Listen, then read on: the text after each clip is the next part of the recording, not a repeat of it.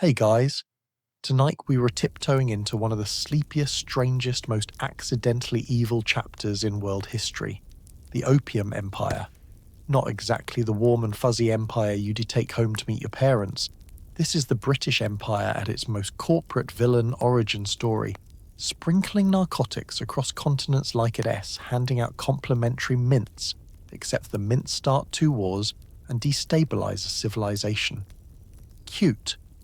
But before we drift into this soothing nightmare of global trade, questionable ethics, and Victorian men who desperately needed chapstick, go ahead and tap like, maybe subscribe, but only if you actually enjoy this sort of thing.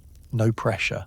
Leave a comment telling me where you're listening from, and what you're procrastinating by being here.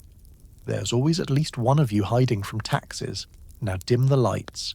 Turn on a fan for that soft whirring ambience that says I'm pretending my life is together. Get comfortable blanket, pillow fortress, emotional support water bottle, and let your brain wander for a second. Have you ever wondered what it felt like to wake up in an empire that accidentally built the world's biggest drug-dealing operation? Did anyone question why tea cost more than a used horse?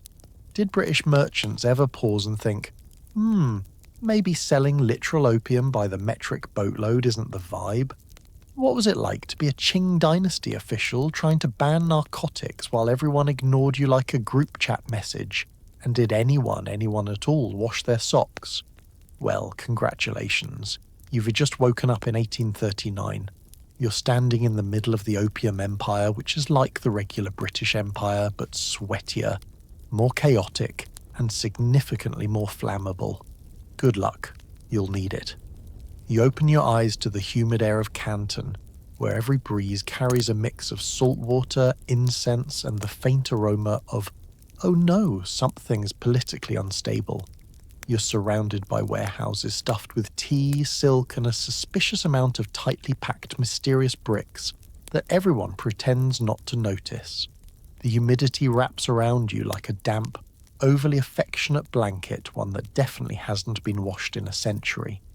You blink a few times, trying to get your bearings. The buzzing riverfront stretches before you, bustling with a sort of organised chaos that makes Costco on a Sunday look peaceful. A merchant shouts something about fresh prawns. Someone else haggles over the price of medicinal herbs, and every now and then you catch a whisper that sounds suspiciously like, Don'ty ask what S in the crates. Congratulations. You've woken up in the most commercially active city in the Qing Empire and, coincidentally, the most stressed out zip code in East Asia. Let S take a moment to breathe, though maybe not too deeply, because the air here is thick enough to be considered a snack. It S filled with spices, smoke, and the faint undertone of financial anxiety. If smells had personalities, Canton S would be a frantic accountant on their third cup of tea. You adjust your shirt, which instantly sticks to you because humidity has no respect for personal boundaries. People around you hurry from stall to stall, their long robes brushing the dusty street, their sandals slapping the ground like a syncopated rhythm section. Let us talk about why this place feels like the global equivalent of a pot about to boil over. Canton is the only port at this time where foreign traders are allowed to operate, and by operate, I mean sweat profusely while arguing with customs officials. You watch as British merchants with blotchy sunburns wipe their brows with embroidered handkerchiefs, muttering about tariffs that make about as much sense as your last phone bill. You can tell instantly who's new here. They're the ones looking around with bright optimism before the humidity flattens their spirit like a badly parked cart. And there's something else everywhere too. Tea, crates and crates of tea, mountains of tea, enough tea to caffeinate an entire continent through a midlife crisis. You pass a warehouse towering with wooden chests labelled with delicate brush strokes, Longjing, Bohea, Souchong, all destined for Britain, where people drink tea as if it is emotional insurance. Silk, too, spills out from storefronts shimmering bolts in jewel tones that catch the light and make you wonder what your bank account would look like if you lived here and had absolutely no self-control. The fabric feels cool and impossibly smooth, a stark contrast to the rising tension in the city. Let's be honest, you can't help but feel that this place is an economic pressure cooker. Every foreign trader is trying to buy as much as possible, while pretending that their silver supply isn't running out faster than their patience. You overhear two European merchants whispering urgently. Something about finding a commodity China actually wants. Their desperation is palpable, like two people trying to split a restaurant bill and realizing they both forgot their wallet. And then there are the mysterious bricks. They sit in shadowy corners, stacked neatly, wrapped tightly, and watched discreetly by men who pretend to be casually leaning on things, but are clearly not casual about anything. When you get too close, someone coughs pointedly, and not in the I am sick way, but the please walk away unless you want diplomatic problem sort of way. You retreat, because nothing good in history has ever started with the phrase mysterious bricks. Spoiler, they're opium, but for now everyone behaves like it is totally normal to store vast amounts of narcotics next to artisanal teapots. As you take another step, the city noise crescendos, boat horns, market chatter, the clatter of crates, the occasional British person complaining about the heat like it's a personal attack. Everything feels alive, vibrant, and just a little unstable, like someone played musical chairs with international trade policies. You wipe your forehead, inhale carefully, and realize you are standing at the center of a global tug-of-war between empires, economies, and questionable business plans. Canton isn't just a city, it is the fuse, and you, unfortunately, are standing very close to the fireworks. With that, let us move to your next challenge. You wander into an opium den, expecting drama and chaos, only to find people lounging like overcooked noodles. The room is dim, lit mostly by lanterns that flicker, as if they were trying to stay awake but failing miserably, same as everyone inside. The air is thick and syrupy, warmer than the rest of Canton, and clings to your skin like someone moisturized the atmosphere. You pause for a moment, letting your eyes adjust, expecting at least a hint of the wild, cinematic energy you've probably seen in dramatized period films. Maybe some frantic whispering, furtive glances, or someone yelling, "You there? What business have you?" Yeah, no. This is mellow, ridiculously mellow. More spa waiting room than den of moral decline. You take a few steps inside and immediately the smell hits you, a strange blend of smoke, old wood, herbal sweetness, and the distinct scent of everyone here has given up on their chores. People recline on bamboo couches, limbs draped in whatever direction gravity chooses. One man tilts his head toward you, eyes half open, registering your existence the same way a cat registers a houseplant, vaguely, without urgency. Let's take a closer look at the scene carefully, because moving too quickly here feels like it would be a personal insult to the room's general vibe. A boy barely in his 20s rests on his side, gently heating a small pipe over an oil lamp with the concentration of someone warming up leftovers. Next to him, an older man exhales a slow cloud that rises lazily, like a ghost, deciding whether it feels like haunting today. Every breath in this room feels measured, deliberate, and moving at 1/4 speed. You sit on the edge of an empty mat, feeling like a toddler who's just wandered into a yoga class. The mat squeaks beneath you, and 3 heads turn your way, blinking slowly, their expressions reading. Congratulations, you have disturbed the peace. Please reduce your energy level by 90. Let us talk about the soundscape. There isn't one. Not really. The silence is occasionally interrupted by someone shifting a pillow, or a quiet exhale that sounds like a deflated balloon. Once in a while, a pipe clinks gently against the rim of a lamp. Compared to the chaotic thunder of Canton-esque streets, markets yelling, wheelbarrows screeching, merchants haggling, this room is an acoustic black hole. Your heartbeat feels too loud. And it is here, sitting awkwardly among noodles of humanity, that you realize how widespread this habit has become. The young, the old, labourers, merchants, students. A guy who looks like he was probably supposed to deliver vegetables 3 hours ago. All of them lying sprawled like they've melted. You can to help but wonder what the Qing officials would think if they walked in probably something like, "Oh great, this again," followed by the slow internal scream of someone who's been trying to ban this stuff for years. You suddenly feel a pang of sympathy for Commissioner Lin wherever he is, probably pacing somewhere and muttering about sulfuric acid and confiscation orders. Let us compare this to modern life.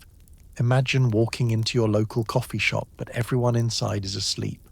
Their iced lattes untouched, the barista lying face down on the pastry case. Or imagine a gym where instead of people working out, they were draped dramatically over treadmills like Victorian women fainting on cue. That's the energy here. Someone motions lazily toward you, offering a pipe with the same enthusiasm as one might offer a lukewarm cup of tea. You decline politely but firmly because 1, you're here to observe, and 2, you would definitely fall asleep instantly, and 3, the last thing you need is to accidentally spark an international crisis by participating in the very substance that's about to cause 2 wars. You rise, stepping carefully over a pair of legs arranged like abandoned marionettes. A few people glance up at you again, but their expressions are soft, far away. No hostility, no interest, just the gentle, floaty days of folks who have unplugged their brains for the evening. As you exit, the door creaks open, letting in a ribbon of fresh air that feels startlingly cold after the dense fog you've been breathing. You step back into Canton's lively streets, the noise hitting you like someone unmuted the world. Vendors shout, boat horns echo, and a chicken runs past you for reasons unknown. Behind you, the door to the opium den swings shut, sealing the dreamy haze inside. You exhale, realizing you've just witnessed the quiet heartbeat of a crisis hiding in plain sight. Now, let S shift gears. The British traders squint at you beneath wide-brimmed hats, faces redder than a boiled lobster. You immediately get the impression that these men have been outdoors far longer than their complexions were ever designed to endure. Their skin glows in uncomfortable shades of magenta, like someone tried to roast marshmallows but forgot to rotate them. They are sweating through their linen waistcoats, fanning themselves with folded trade documents that were probably supposed to look authoritative but now resemble damp origami. Let us take a moment to appreciate the contrast. You are in Canton, a place where locals move through humidity like it's a natural extension of their body, gliding elegantly between stalls in airy robes.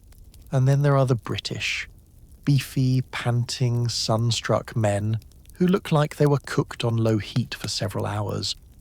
If humidity were a person, it would be pointing at them and giggling. You step closer to a cluster of them, 3 merchants standing beneath a makeshift canopy that is absolutely failing at its one job. They're arguing over account books, silver prices, and whether 1 more year in China will help them retire or simply give them a series of heat-induced hallucinations. Their voices carry that distinct British quality of trying to sound calm while clearly losing their minds. One wipes his brow with a monogrammed handkerchief that has definitely absorbed more sweat today than any fabric should.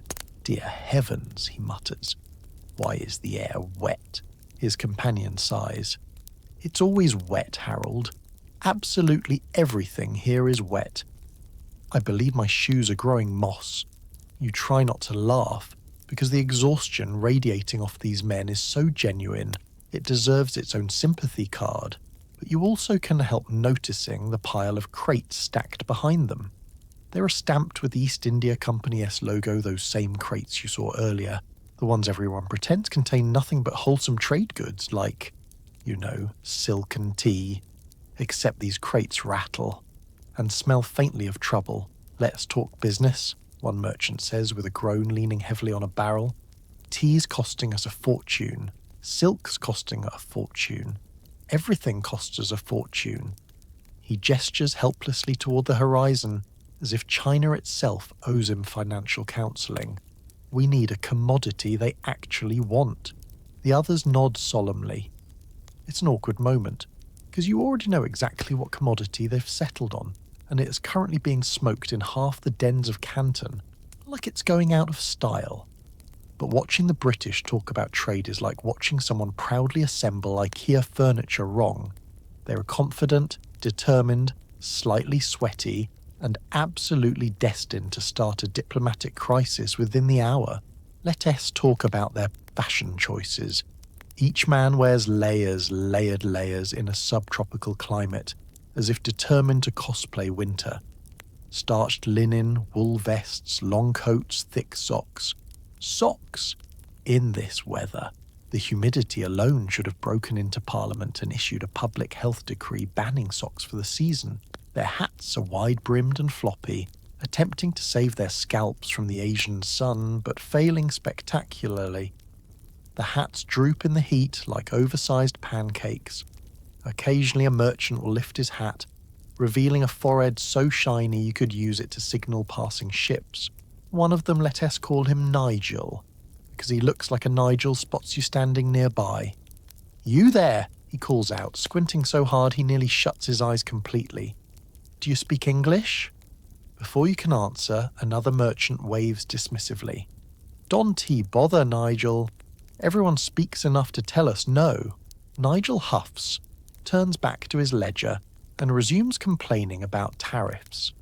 He mutters something about the Canton system being a bureaucratic maze, which is accurate but also a little rich coming from people who invented paperwork as a recreational sport. As you linger, you begin to notice the real tension underlying their sunburn and sweat. Desperation. The British are bleeding silver.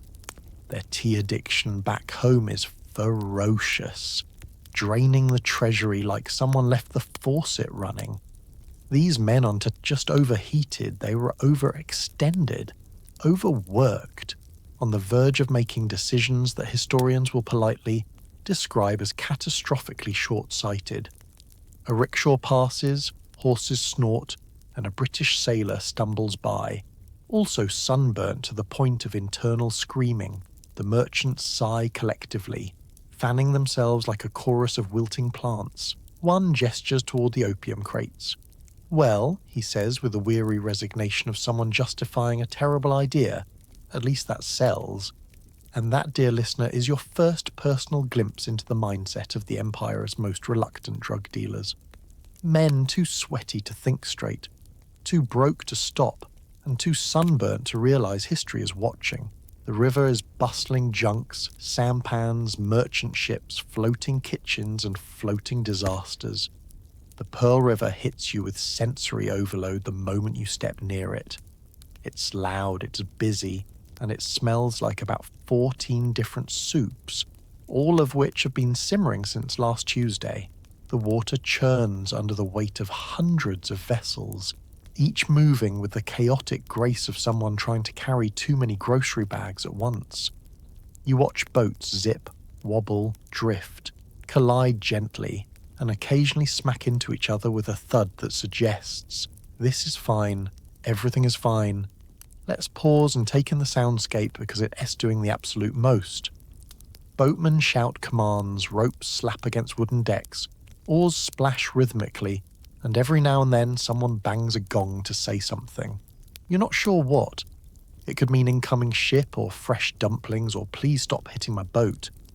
The river community seems to have a musical language all its own. You walk along the wharf, weaving between crates, nets, barrels, chickens, and one very determined cat dragging a fish almost its own size. The humidity rises from the river like steam from a dumpling basket, coating your skin, your clothes, and probably your soul. The boards under your feet creak, vibrating slightly with the constant motion of water and commerce. You're not sure if the dizziness you feel is seasickness, or the overwhelming realization that everyone here is better at multitasking than you will ever be. Let's talk about the boats, because they each have personalities. The junks, with their tall, bat-like sails, glide through the water like elegant old scholars, who've seen too much and silently judge everyone. Sampans, smaller and humble, weave between bigger vessels like busy bees with places to be. Merchant ships, massive, lumbering things heave forward with the grace of a tired elephant. And then there are the floating kitchens, glorious little boats with bubbling pots, sizzling grills, and vendors shouting the equivalent of hot noodles. Get your hot noodles. At anyone who looks even slightly hungry. The scent hits you like a warm embrace from a very enthusiastic grandmother. You pass a floating noodle stand where a woman ladles steaming broth into bowls with swift precision. She hands one to a sailor who instantly burns his tongue, hisses dramatically, and then continues eating because the food is that good. The steam rising from the pot mixes with the river breeze, creating a small cloud that follows you for several feet like a clingy ghost. But don't get too cozy, the Pearl River is also a marketplace of negotiations. Everywhere people haggle over silk, tea leaves, ceramic goods, fish, spices, and the occasional contraband item someone tries very hard to hide behind their robe. You overhear heated bargaining sessions where the stakes seem absurdly high, like two men arguing passionately over the price of a single eel. And then there are the interpreters, the unsung heroes of Canton trade.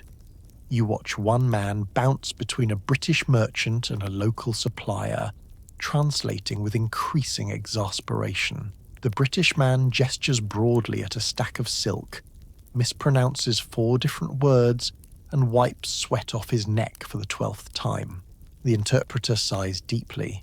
The universal sign for my job is harder than anyone pays me for, and repeats the correct phrase with the vocal tone of a teacher nearing early retirement. Let S talk danger for comedic purposes, because you're not in any real danger. Probably. The river is a minefield of chaotic movement. A sampan nearly clips your knee as it glides past. A rope drops unexpectedly from above, narrowly missing your head. A barrel rolls dangerously close to your foot. You realize quickly that the riverfront operates on the rule of move or be moved. It's like walking through the world's most historically accurate video game map, where everything is interactive and half of it wants to run you over. But amidst the noise, chaos, and occasional near-death experience involving a duck, you start to feel the pulse of Canton. This river is the city as artery. Goods flow, information flows, rumours flow. This is where British merchants meet Chinese traders, where deals are made, deals fall apart, and tensions simmer like the pots on the floating kitchens. Speaking of tension, you notice a British ship anchored in the distance, sailors pacing restlessly. You also notice Chinese patrol boats gliding nearby with quiet authority. It is a reminder that beneath the laughter, the meals, the trading, the daily hustle, something heavy is building. A disagreement, a frustration, a tug of war between two worlds that neither side seems willing to let go of. Still, for now, the river moves peacefully, carrying with it the hopes of merchants, the stress of empires, and the faint smell of dumplings. Back in Britain, you discover people treating tea like it is emotional support therapy. And honestly, they're not wrong. You arrive in early 19th century Britain to find an entire population brewing tea with the same urgency modern people reserve for charging their smartphones at 2. Everything smells faintly of bergamot and desperation.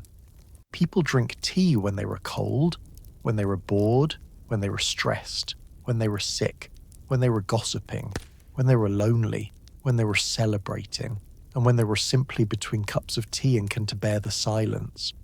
You can walk 10 steps without someone offering you a cup. You sneeze, tea.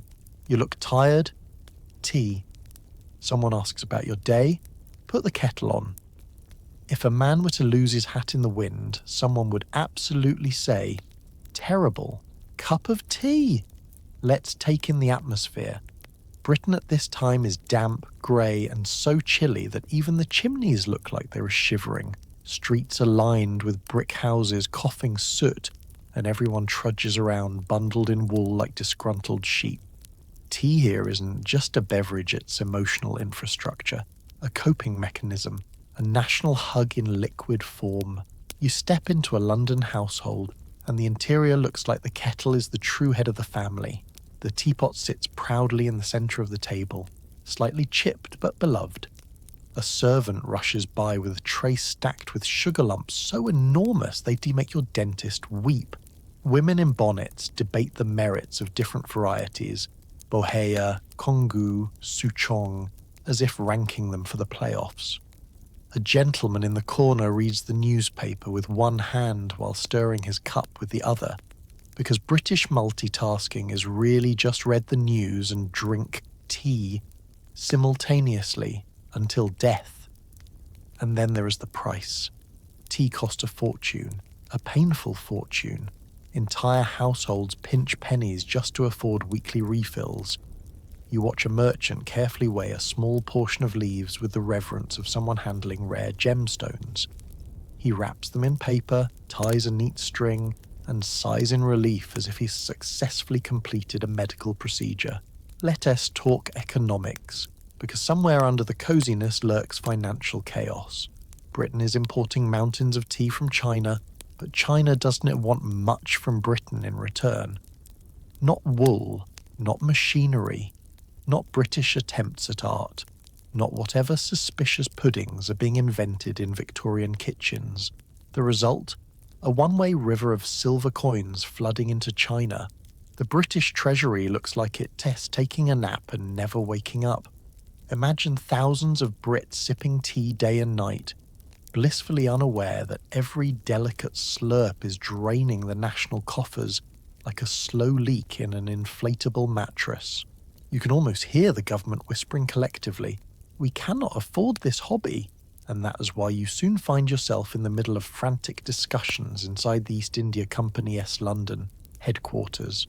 Men in tall hats pace back and forth across a room filled with ledgers, ink pots, and financial doom. The room smells of ink, sweat, and the stale flavour of capitalism in crisis. How, one man says, pounding his fist on the table, do we balance trade if China refuses to buy anything from us? Another replies, we'll simply find something they want. They all nod sagely, then realise they have absolutely no idea what that something is. Every proposal sounds worse than the last.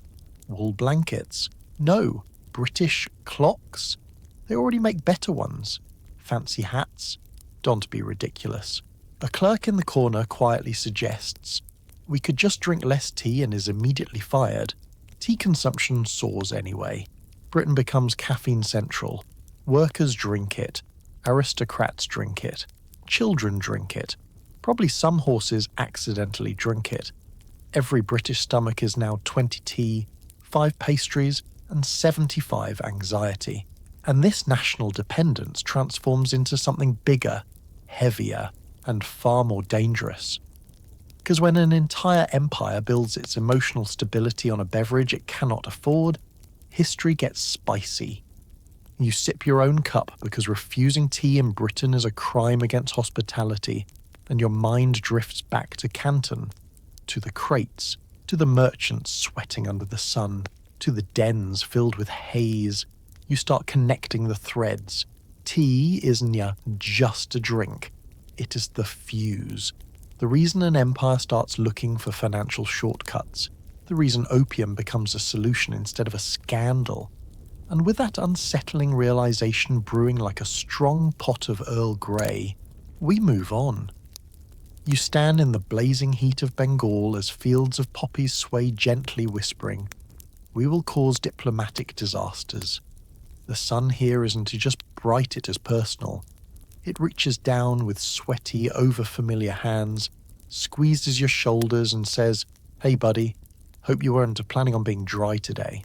The air is thick with heat, humidity, and the faint floral scent of poppies, a smell that should be peaceful, but is somehow ominous. Thousands of delicate petals shimmer in the light, painting the horizon in reds and pinks like the world's most beautiful warning sign. You squint across the field, and the first thing you notice is the silence. No, not silence, determination. Farmers move slowly between the plants. wiping their brows, working with the resigned patience of people who know the British East India Company is about to show up and make their day significantly worse. Let's talk about these farmers. Their clothes cling to them from sweat, their feet coated in dust, their faces weathered from long days in the sun. They aren't growing food because the company has declared that poppies are more important. Imagine being told by your boss, "Hey, forget feeding your family. We need you to grow these pretty flowers so we can process them into a global crisis." It is a terrible business plan masquerading as agriculture. Company. Supervisors patrol the fields with clipboards, a tool universally hated throughout history, checking quotas, muttering calculations, and sweating profusely in their stiff uniforms. Each man looks like he'd sell his soul for a glass of iced water that won't exist for another century. You walk with a local farmer named Arjun, who gestures toward the rows of poppies with the weary pride of someone who is good at his job but profoundly upset about the purpose of it. He shows you how workers slice the poppy pods with small blades, letting the milky sap ooze out. It glistens in the sunlight, innocent, sticky, and historically explosive. When the sap dries into resin, it is collected, packed, processed, and eventually sent off on ships bound for China, like a passive-aggressive gift from one empire to another. As Arjun talks, it becomes painfully clear. The farmers aren't exactly thrilled. The opium monopoly forces them to sell the resin at fixed prices so low it feels like the company is saying, "We're not here to make you rich. We were here to make ourselves rich and ruin diplomatic relations." Food crops are pushed aside. Families worry about famine. And the company's solution to complaints is essentially, have you tried not complaining? Let us compare this to modern life. Imagine if your employer said, "We've decided your entire neighborhood must stop growing vegetables. But hey, how about you grow something that will start 2 wars in the next few decades?" You'd have questions, concerns, an urge to scream. That's the energy here. And the British supervisors, they look permanently stressed, like men who wake up every morning wondering if today is the day the entire population collectively decides to push them into a river. Their clothes are drenched, their hats droop in the heat, and every time they try to wipe their glasses, the humidity just fogs them up again. It's a cycle of suffering, and they are still, somehow, the villains of this situation. The processing centres nearby bustle with activity workers kneading the resin, shaping it into bricks, and wrapping them in leaves and cloth. Each brick is stamped, inspected, and logged. It is all very official, very methodical, very government paperwork meets narcotics production. You watch a man seal a crate with reinforced rope, and all you can think is, this box is about to get someone in China very arrested. And then, hovering in the background like a pale, sweating ghost, is the East India Company Administration Building. Inside, clerks tally numbers with expressions ranging from mildly worried to desperately trying to pretend this won't backfire. Spoiler, it will backfire spectacularly. One British official approaches you, dabbing his forehead with a damp handkerchief that has clearly lost the will to live. "Remarkable system, isn't it?" he says, gesturing at the fields. "Efficient, profitable." He says this with the same tone someone might use to describe a haunted refrigerator. Meanwhile, you watch Arjun glance at the official with the tired disgust of a man resisting the urge to throw a poppy pod at his face. You leave the fields with a growing sense of dread. The poppies wave gently in the hot wind, innocent in appearance, catastrophic in impact. Each petal a piece of a larger story, one about imbalance, greed, desperation, and a very caffeinated British Empire. As you follow the dirt path back toward the nearest trading town, the wind carries the faint scent of opium sap. Sweet, heavy, quietly dangerous. Step inside the company office where the vibe is accounting with a splash of moral collapse. The moment you enter, you're hit with the smell of ink, sweat, and the particular musk of men who have been indoors too long arguing about things they probably shouldn't be in charge of. Papers are stacked to impossible heights. Quills scratch across ledgers with frantic urgency, and every desk looks like it's two financial miscalculations away from spontaneous combustion. This isn't your typical office. This is an empire-run bureaucracy that somehow manages to feel both underqualified and terrifyingly powerful. Imagine if a modern corporate HR department was also responsible for several million people. International trade, agricultural policy, and accidentally engineering one of the worst narcotics crises in global history. That is the energy here. You step through the door and immediately a clerk rushes past you carrying a stack of documents taller than his torso. He mutters something about revenue projections and unexpected resistance from farmers, which is company language for everyone hates us and we don't understand why. His glasses slide down his nose and he pushes them back up with the urgency of a man who knows if he drops even one of those pages, 3 wars could start. Let S talk about these clerks. Their job titles are vague, their responsibilities endless, and their stress levels astronomical. They sit hunched over account books, tallying opium quotas and export records while sipping tepid tea that tastes like paperwork. Each scratch of the quill feels like another nail in the coffin of someone's moral integrity. The senior officials, meanwhile, sit in private offices at the back rooms filled with heavy furniture, ceiling fans that move as slowly as government reform, and portraits of stern British men who look like they've never smiled. A deputy superintendent beckons you into one such room, wiping his brow with a lace handkerchief that screams, "My wife packed this."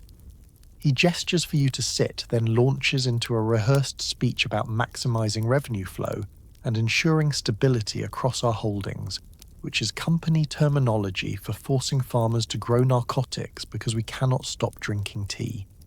His desk is a battlefield of reports, production numbers, price charts, shipping schedules, complaints from Indian villages written in elegant but furious handwriting.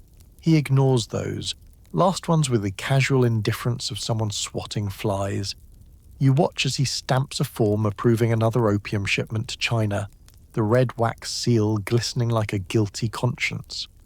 Let's compare this place to a modern workplace.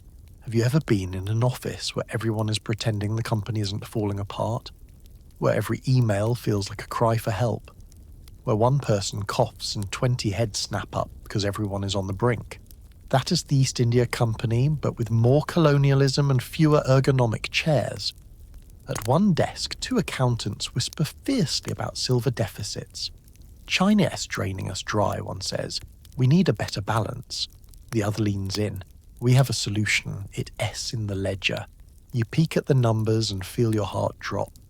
The solution is, of course, opium. Because nothing says responsible fiscal policy like shipping narcotics by the ton. Another clerk is sorting correspondence from Canton. Letters from British merchants complaining about Chinese officials' humidity, customs fees, and the tragedy of being mildly inconvenienced. One reads aloud, "The mandarins refuse to acknowledge our demands." His colleague sighs deeply. "They are not your demands, John. They were laws. They're laws." John shrugs like laws are mere suggestions when you're carrying the full weight of imperial entitlement. But beneath the comedic incompetence, a darker truth lingers. The officials know exactly what they were doing. They know opium is addictive. They know China has banned it. They know the trade will cause suffering. And still, they push the paperwork through because the company's bleeding silver and tea-drinking Britain refuses to cut back. The whole system runs on desperation disguised as strategy. Near the back wall, a massive map of Asia is pinned up, covered in tiny flags marking trade routes like someone playing the world's most morally questionable board game. Lines stretch from India to Canton, connecting fields of poppies to ports choked with crates. One official adjusts a pin slightly and says, "There, now it is balanced." He means the map, of course. The world? Not so much. As you walk out, the office hums with the low thrum of controlled chaos. Clerks argue, inkwells clink. Someone coughs dust from a stack of old ledgers. The sun beats through slatted windows, illuminating the swirling motes in the air, tiny particles floating in a room stuffed with ambition, anxiety, and spectacularly bad decision-making. And you realize something. The Opium Empire isn't created on battlefields. It is created right here, in ink, on ledgers, by men convincing themselves that their balance sheets justify human suffering. Let's follow those ledgers now into the docks, where shipments are prepared with a level of secrecy that would make a spy blush. You watch as crates labelled "definitely not opium" are loaded with all the subtlety of a toddler hiding a cookie. You stand at the docks watching the world's worst attempt at discretion unfold before your eyes. Workers heave heavy wooden crates up ramps, each box stamped with phrases that, if anything, draw more attention. Glassware, medicinal herbs, assorted sundries, and, in one impressively bold case, very legal cargo. It's the kind of camouflage that only works if everyone involved mutually agrees to pretend they're not seeing what they're absolutely seeing. A British overseer waves his arms dramatically, shouting instructions that sound less like commands and more like frantic excuses to the universe. "Careful with that crate," he barks. "It contains delicate items." His voice cracks at the end, which is always the universal signal for "I am lying," and I know you know I am lying. Let's take a moment to appreciate how absurd this entire operation is. Opium, as illegal as it is valuable, can just be tossed into boats like a sack of rice. No, there's a whole production. The crates must be disguised, the paperwork must be forged, the guards must be bribed, the sailors must be convinced to forget what they saw, and every step is done with the theatrical subtlety of a poorly rehearsed school play.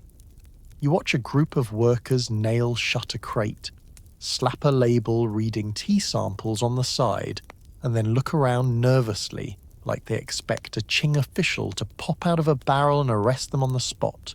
When the coast seems clear, they all exhale in unison, the way people do after successfully pretending they didn't break something in someone else's house.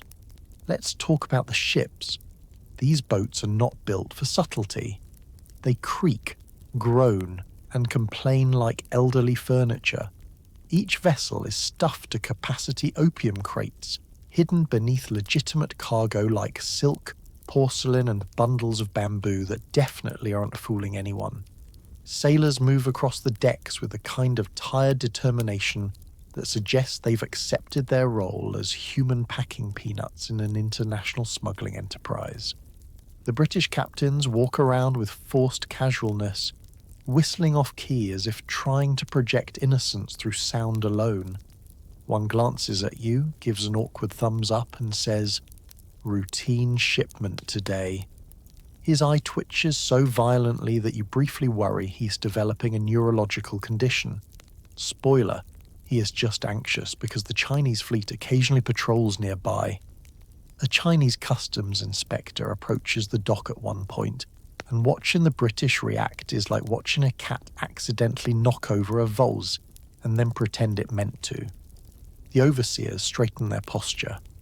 The sailors instantly become absorbed in very intense rope coiling. A clerk begins sweating in a way that suggests his paws are attempting escape. The inspector strolls past the crates, nods politely, and briefly examines a stack-marked glassware. He taps the lid. It gives a dull, heavy thud, definitely not glass, but the British simply lean in and say, "Thick glass. Very thick." He raises an eyebrow, scribbles something in his notebook, and keeps walking. You can almost hear every smuggler a soul pop back into their body. Let's compare this to modern life. Imagine ordering something illegal online, then having it delivered in a box labelled "totally normal socks," and the delivery driver hands it over while sweating, twitching, and repeatedly whispering, "Please don't open it here." That's what's happening on these docks, except multiplied by thousands of crates and several nations teetering on the brink of war. As the tide rolls in, you follow the workers into a warehouse where the packing magic really happens. It is dim, dusty, and filled with the sound of conspiratorial whispering. Men weigh opium resin, shape it into dense bricks, then slip them into compartments within legitimate goods, false bottoms in chests, hollowed-out bamboo poles, even stuffed inside large jars labelled pickled vegetables. A British clerk chuckles, wiping sweat from his brow. "No one ever checks the pickles," he says proudly. You take 2 steps back, just to avoid being legally implicated by proximity. More sailors arrive, hauling tarps, ropes, and the occasional barrel of actual pickles, which you sincerely hope isn't a decoy layered over something catastrophic. Someone knocks over a crate and panics, hissing, "Careful, that's worth more than your life," which is not comforting. The fallen crate spills open slightly, revealing the unmistakable scent of processed opium, sweet and heavy, like a perfume designed by someone who hates society. Once everything is packed, sealed, and bribes subtly passed to the right individuals, the ships slowly pull away from shore. You watch them drift into the Pearl River's murky waters like giant, guilty ducks. Behind you, British merchants wipe their brows in relief, while Chinese customs officials pretend not to notice the obvious. This is smuggling Canton style, messy, stressful, barely hidden. And soon, someone very important is going to put his foot down, which brings us to the man who had absolutely enough of all this nonsense. Enter Lin Zexu, a man running on pure moral fury and bureaucratic caffeine. When Lin Zexu steps off his horse in Canton, the entire atmosphere shifts as if someone just opened a window and let in a blast of righteous indignation. The man carries himself with the energy of someone who hasn't slept properly in days, drinks tea the way modern office workers inhale cold brew, and has mentally prepared 16 pages of complaints before even entering the city. He is done. Done with the smuggling, done with the bribery, done with the what opium? I don't see any opium, routine that British merchants have perfected. Done with the Qing officials who shrug and say, "Well, what can we do?" Done with the moral decay. Done with the economic collapse. Done with everything. You watch him stride through the streets, robes swishing, eyebrows permanently furrowed. Even the breeze seems intimidated. Civilians whisper his name like he is a mythic figure summoned to fix a problem no one else dared confront. Vendors nudge each other. "Is that him? The commissioner?" "Finally," one man whispers. "I heard he once wrote a letter so stern it made an official cry." Another replies, "Good. Maybe he'll make these foreigners cry too." Lin Zexu's presence is crisp, sharp, and morally caffeinated. The kind of energy that makes people sit up straighter, hide their contraband, or suddenly remember they have somewhere else to be. His first order of business? Investigate opium trafficking with the enthusiasm of a man who has read every rulebook twice and highlighted the parts that say absolutely not. He interviews merchants, cross-examines officials, inspects docks with the thoroughness of someone searching for a lost contact lens. He even questions sailors individually, staring at each one like he is mentally measuring their honesty levels. British traders, meanwhile, panic. They gather in warehouses, whispering like teenagers caught with contraband. He says serious. He says very serious. He's the most serious man I've ever seen. One merchant asks, "What do we do?" Another shrugs helplessly. "Pretend we don't speak Chinese?" "No, they have translators." "We'll pretend the translators don't speak Chinese." The anxiety is palpable. Lin Zexu begins issuing proclamations eloquent, firm, and so morally charged they could power a small city. He lectures local officials about corruption, writes blistering essays on the dangers of opium, and sends a letter directly to Queen Victoria that is basically the 19th century equivalent of "Hi, please explain why your people are selling poison to my people. I'll wait." But the core of his campaign is simple: Stop the opium trade no matter the cost. He summons all foreign merchants and tells them point blank, hand over your opium, all of it, every chest, every brick, every ounce of medicinal product. And no, you cannot negotiate. And no, he doesn't care if your company cries. British merchants respond the way children do when told to hand over their favourite toys. They stall, they lie, they insist it's unfair, they claim it's necessary for business. They attempt diplomacy, bribery, emotional appeals, and one guy probably tries a fake cough. Lin Zexu listens to none of it. He stands with the stillness of a granite statue, except the statue is judging you. When merchants refuse to comply, Lin Zexu escalates with bureaucratic elegance. He shuts down warehouses, surrounds foreign factories with soldiers, and puts the entire foreign community on what can only be described as administrative house arrest.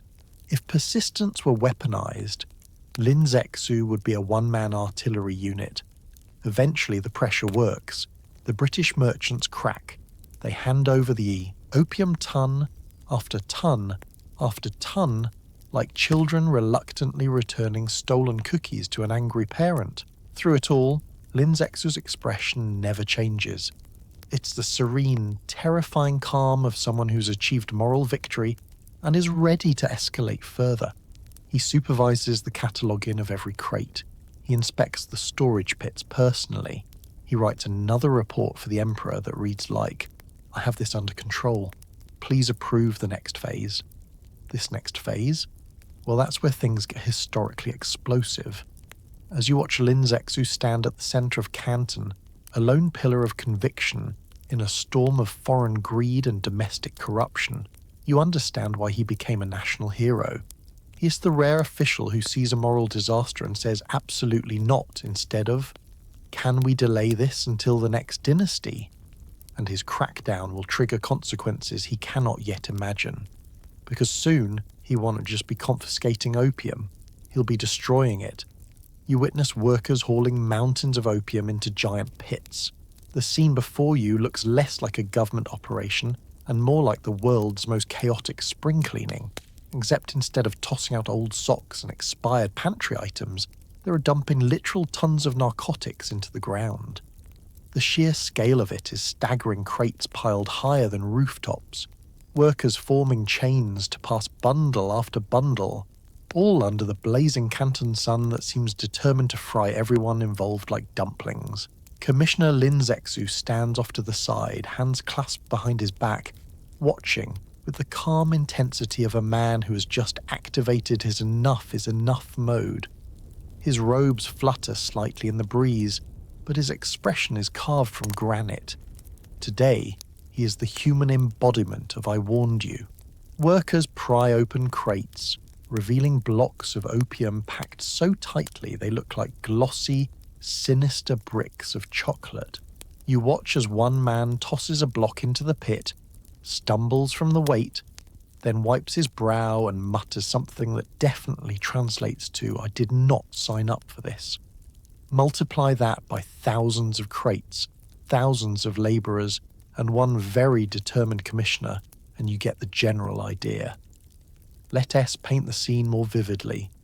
The pit's massive trenches carved into the landscape stretch like open jaws, waiting to swallow the Empire's bad decisions. They smell faintly sweet, overwhelmingly earthy, and unmistakably like the start of a geopolitical disaster.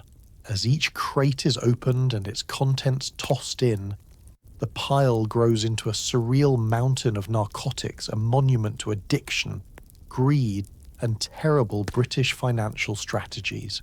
British merchants gather nearby, wringing their hands, faces pale enough to match their powdered wigs. Some protest loudly, insisting this is a violation of trade rights. Others simply stare in horror, calculating financial losses at a rate that would make an accountant faint. One man whispers, "Do you know how much silver this represents?" Another replies, "Do you know how angry Parliament will be?" A third just wails softly into a handkerchief. Let's be honest, this is an absolute nightmare for them. It's like waking up to find someone emptied your entire stock portfolio into a bonfire, then said, "Don't worry, it is for your own good." Lin Zexu doesn't flinch. He orders guards to keep the area secure, scribes to log every crate confiscated, and chemists to prepare the next stage, destroying the opium in a way that leaves no trace, no reselling, no recovering, no accidental leftovers. He wants the stuff gone. And how do they plan to do it? By dissolving it in lime and salt water, a chemical cocktail that transforms opium into a useless sludge powerful enough to ruin a coastline but not a human nervous system. You watch workers haul buckets of lime and seawater, mixing them into the trenches, stirring up a slurry that bubbles and hisses ominously. It looks like a witch-esque cauldron scaled up for industrial use. The stench hits you next, a sour, acrid odour that makes your eyes water and your lungs reconsider their job description. This is the opposite of aromatherapy. Let S compare this to modern life. Imagine your workplace decided to destroy an entire warehouse of illegal substances by turning it into an enormous mud puddle. Then imagine that the mud puddle emits fumes strong enough to smite mosquitoes mid-flight. That's what you were standing next to. And yet there is something awe-inspiring about it. This is not a minor seizure. This is not a symbolic gesture. This is the largest drug destruction operation in human history. Close to 1.2 million kilograms of opium. Yes, you heard that right, being eliminated in one go. Enough narcotics to incapacitate multiple nations, now melting into chemical mush beneath the Canton sky. Lin Zexu oversees all of it with quiet, unbreakable resolve. You can almost hear his inner monologue. If Britain wants to poison China, it will not be through me, not today. Workers shovel, stir, pour and repeat. Hours pass, then days. The pits churn like the world-'s worst soup. Slowly the opium dissolves, becoming unusable sludge that soaks into the ground and drifts out with the tide. Guards stand watch night and day to ensure nobody sneaks in to salvage even a gram. By the end, everyone is exhausted. The workers slump against crates. Officials fan themselves weakly. British merchants teeter on the edge of nervous breakdowns. Lin Zexu, still standing, gives a final nod of satisfaction. You witness the last bucket poured, the final crate emptied, the pit sealed. Just like that, years of smuggling, bribery, addiction and political tension reduced to a muddy soup somewhere under your feet. It's a powerful moment, bold, unprecedented, and guaranteed to provoke the most dramatic, indignant, tea-soaked rage from Britain you've ever seen. Speaking of which, it's almost comical how quickly news travels.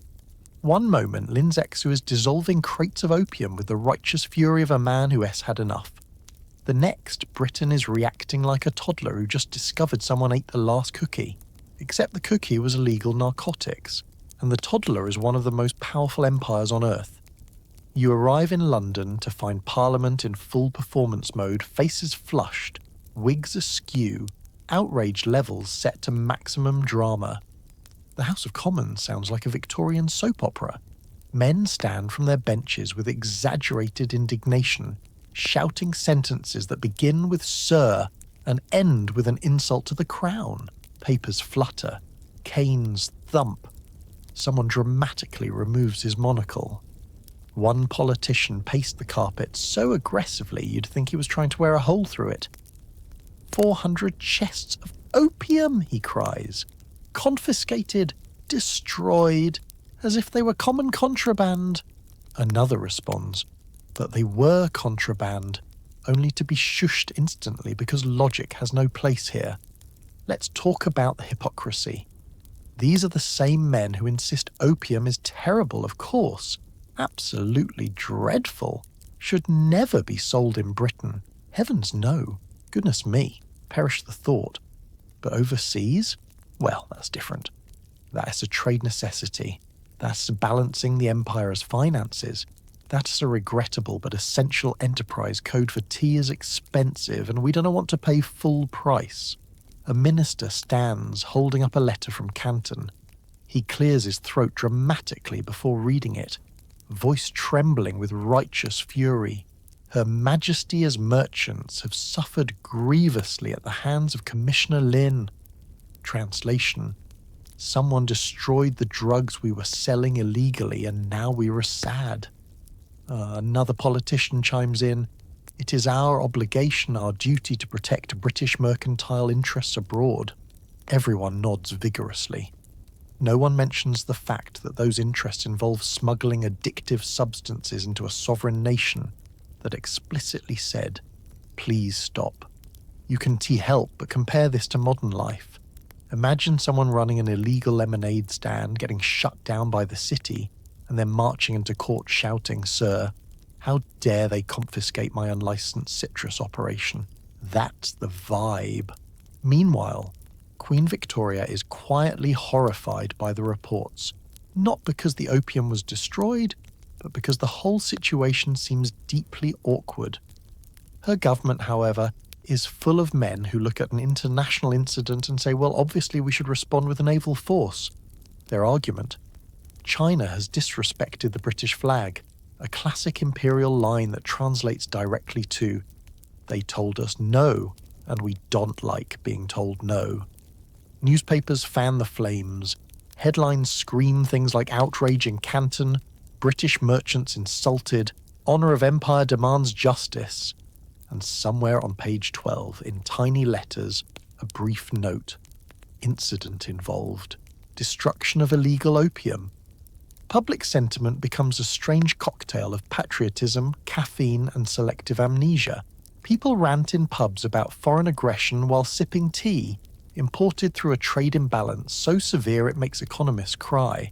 The East India Company naturally plays innocent. They release a statement that reads like the corporate equivalent of shrugging while whistling innocently. We merely seek mutually beneficial trade relations, they claim, conveniently ignoring the drug smuggling. A representative even insists the Chinese forced our hand, which is rich coming from an organisation forcing peasants in India to grow poppies instead of food.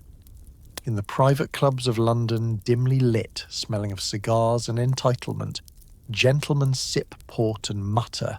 The nerve, the audacity, as though China's attempt to not be destroyed from the inside out is some kind of personal insult.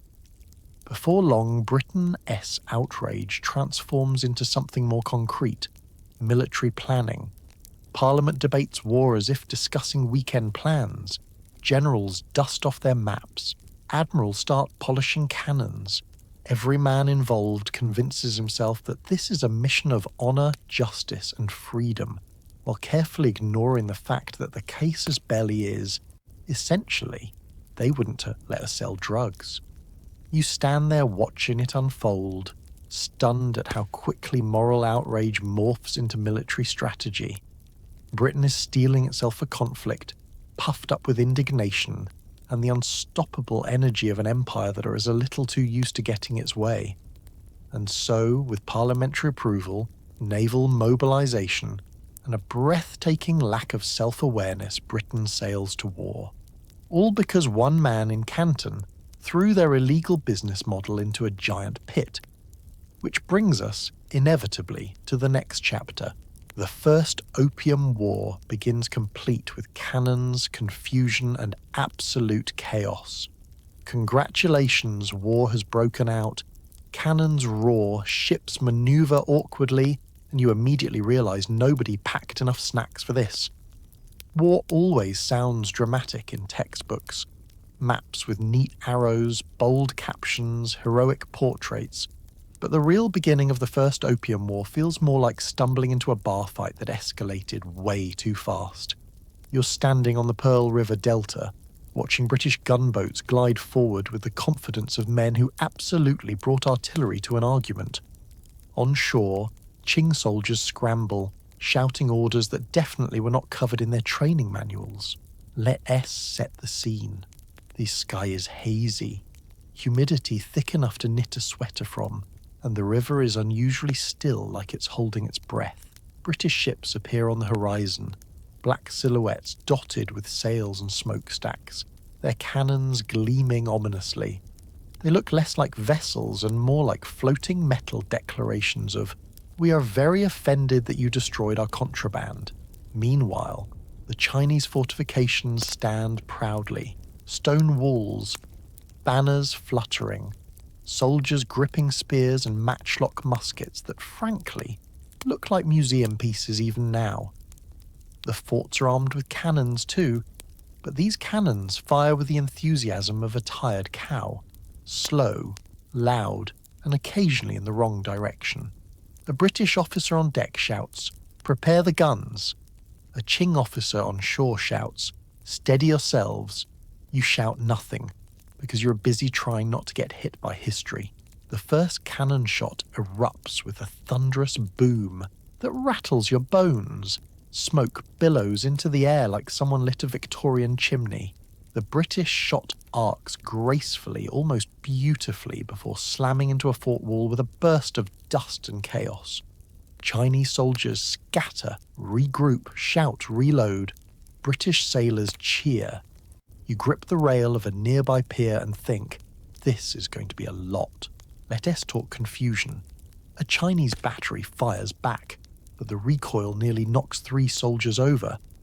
A British ship tries to turn sharply and somehow bumps into another British ship, causing a moment of imperial awkwardness. One Qing soldier trips over a discarded rice bowl. A goat runs through the scene for reasons that remain unclear, and none of this chaos makes the slightest dent in the escalating violence. The soundscape is a nightmare symphony.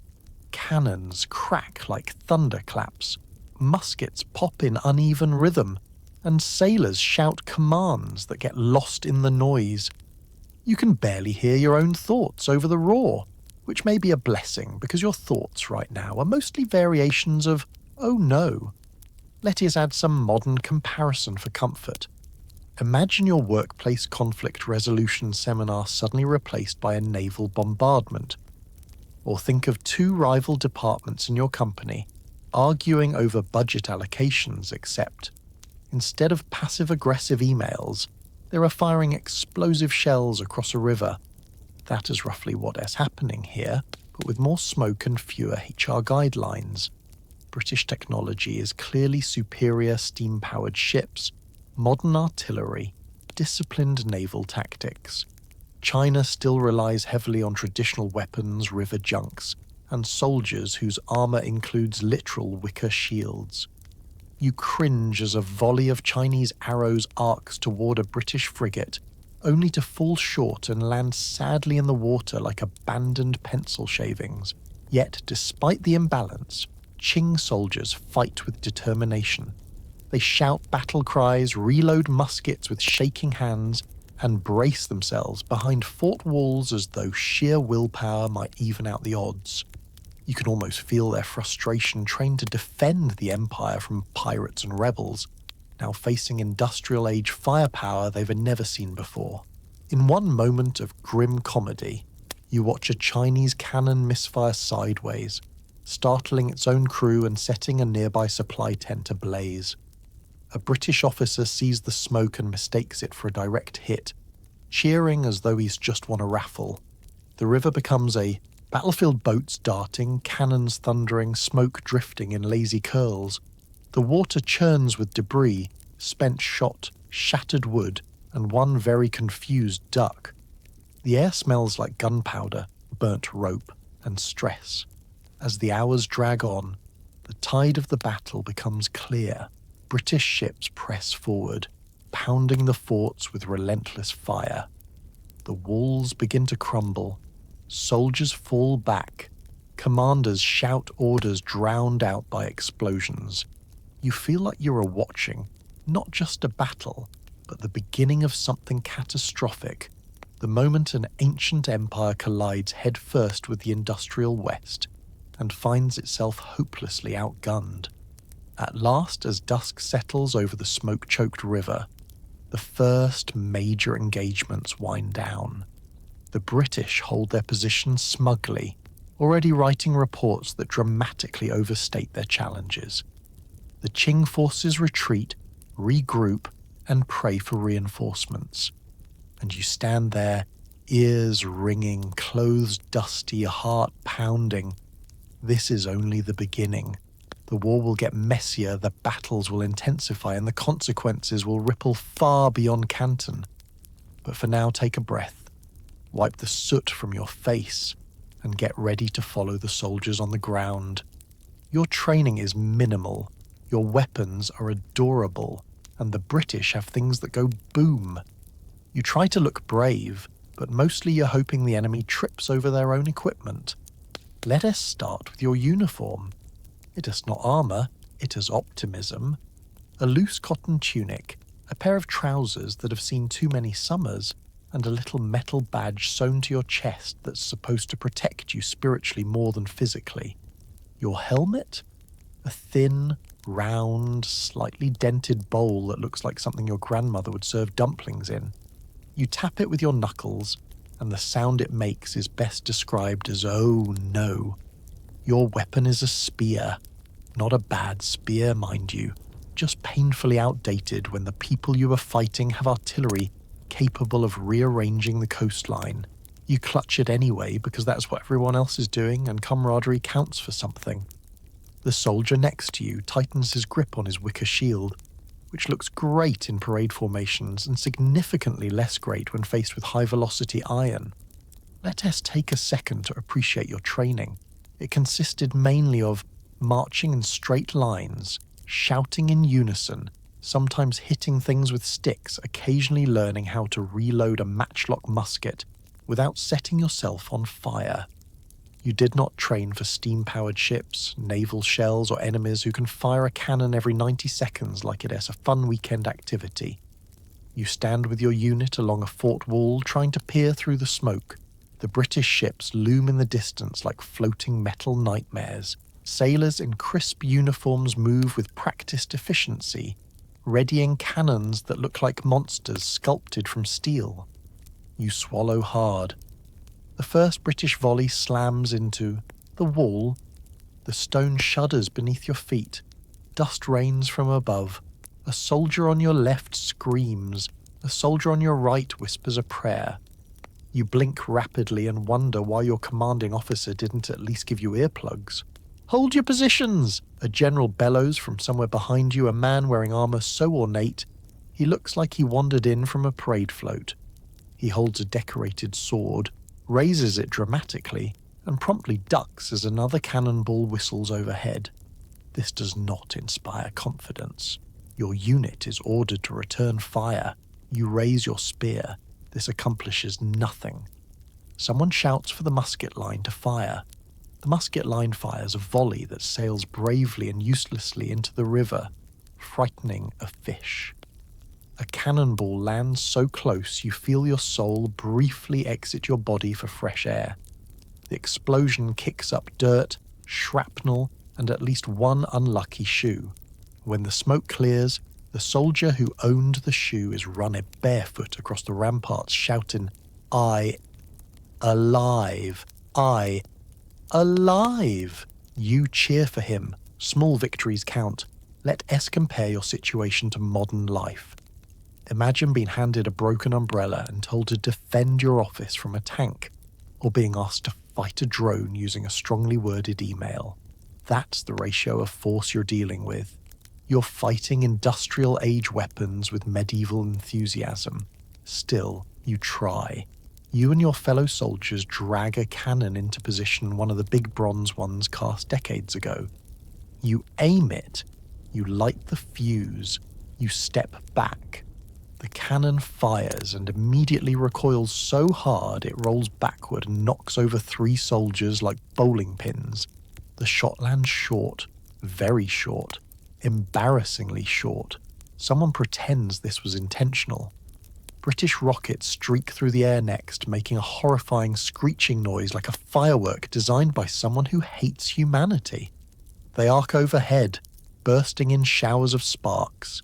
You duck instinctively, clutching your helmet bowl as if it might magically transform into real armour. Your commanding officer, realizing the situation is spiraling, orders a tactical retreat. This is army speak for run. Now, you and your fellow soldiers scatter across the fort, trying to avoid debris, rockets, and the occasional panicked goat. Why is there always a goat? Where do they come from? Are they enlisted? Down on the shoreline, the scene is worse troops scrambling to reposition, boats caught in crossfire, officers shouting contradictory orders like retreat and advance at the same time. You look around and realize half the army is confused, the other half is terrified, and everyone is sweating. But here's the thing. Despite everything, the outdated weapons, the chaos, the noise, you stand your ground longer than anyone expects. Not because you think you'll win, but because this is your home, your river, your fort, and backing down feels unthinkable, even when your shield is made of woven sticks and the enemy is firing explosives the size of livestock. Eventually the order comes, full withdrawal. The fort is too damaged. The cannons are outmatched. The British are pressing forward. You run with the others, panting, stumbling, shouting warnings. Behind you, the fort burns, smoke billowing into the sky like a funeral pyre for 1,000 years of tradition. You collapse under a tree some distance away, chest heaving, ears ringing. Around you, soldiers groan, cough, and count their missing items, helmets, weapons, shoes, dignity. You wipe your face, which is now 40 soot, and try to catch your breath. This is the hard truth. Being a Qing soldier right now is exhausting, terrifying, and profoundly unfair. And as you look back at the smouldering fort, you realize the war isn't getting easier. The war is spreading, and soon it reaches farther than Canton. Next stop? Hong Kong, where Britain sees an island, a port, and a real estate opportunity it absolutely cannot resist. You stand on the deck as rockets streak across the night sky like angry fireflies. The air is thick with salt, smoke, and the unmistakable scent of this was a terrible idea. Night battles always look romantic in movies, glittering water, moonlit sails, shadows dancing dramatically, but in real life, it is a smoky, deafening, explosive mess, where the only thing sparkling is your fear. You grip the railing of a Chinese junk, knuckles white, as the river heaves beneath you. The deck creaks ominously with every wave, like the boat is trying to file a formal complaint against whoever put it here. Around you, Qing sailors shout orders, unfurl sails, and load cannons with the energy of people who are very aware they are underdogs in a fight they didn't sign up for. And then you hear it. Whoosh. A British rocket launches into the sky, leaving behind a glowing trail like a very angry shooting star. It arcs overhead, sizzling, crackling, and then bursts in a shower of sparks that rain down far too close for comfort. You duck. Everyone ducks. Even the ship's cat ducks. Let's zoom in on the chaos. British warships, their dark hulls gleaming, cannons lined up like teeth, move with frightening precision. They were steam-powered, wind-powered, and powered by the collective indignation of an empire that refuses to admit it's in the wrong. Red-coated marines stand ready on deck, muskets poised, bayonets glinting. When they fire, the crackling sound echoes across the water like someone snapping the world's largest glow stick. Chinese ships, by contrast, are beautiful, but deeply not built for this situation. Wooden hulls, cloth sails, cannons that take 10 men and a prayer to load. A few brave archers stand near the bow, loosing arrows that look poetic as they soar, and utterly tragic when they splat against the side of a British frigate like decorative toothpicks. A wave rocks your junk hard enough to send several sailors tumbling. You steady yourself and watch as a volley of British cannon fire tears through the water, kicking up columns of spray. One shot hits a nearby junk dead on, splintering wood and sending debris flying like confetti at the world's worst celebration. "Return fire," your captain yells. Your cannon crew scrambles into action, ramming powder and shot into a bronze cannon that predates indoor plumbing. They light the fuse. Everyone flinches. The cannon fires with a deafening boom and recoils so violently it nearly rolls into someone's shins. The shot whistles through the night and, miracle of miracles, actually hits something. A British ship. A small part of it. A very small part. Like maybe a decorative railing. But it counts. Everyone cheers like they just invented electricity. Meanwhile, rockets keep streaking across the sky. They hiss, pop, arc, and explode with such enthusiasm that you start wondering if Britain hired a pyrotechnics team. The water reflects the flashes blue, red, yellow, turning the Pearl River into a shimmering, churning battlefield of smoke and fire. Let us make a modern comparison. Imagine being stuck on a wooden kayak while the other team is driving a battleship with fireworks launchers, laser pointers, and a Bluetooth speaker playing intimidating music. That the tech gap here. Some Qing sailors attempt to counterattack using fireships, boats set ablaze, and sent drifting toward the British fleet. It is clever, dramatic, and historically valid for about 30 seconds. The British simply steer out of the way, watching the flaming vessels float past like confused, angry lanterns. You cling to the deck as your junk attempts a hard turn. The sails flap wildly. The mast groans. Two sailors argue loudly about which rope does what. A British shell lands so close that the splash drenches everyone, instantly cooling the air and instantly ruining morale. Then comes the worst part, boarding attempts.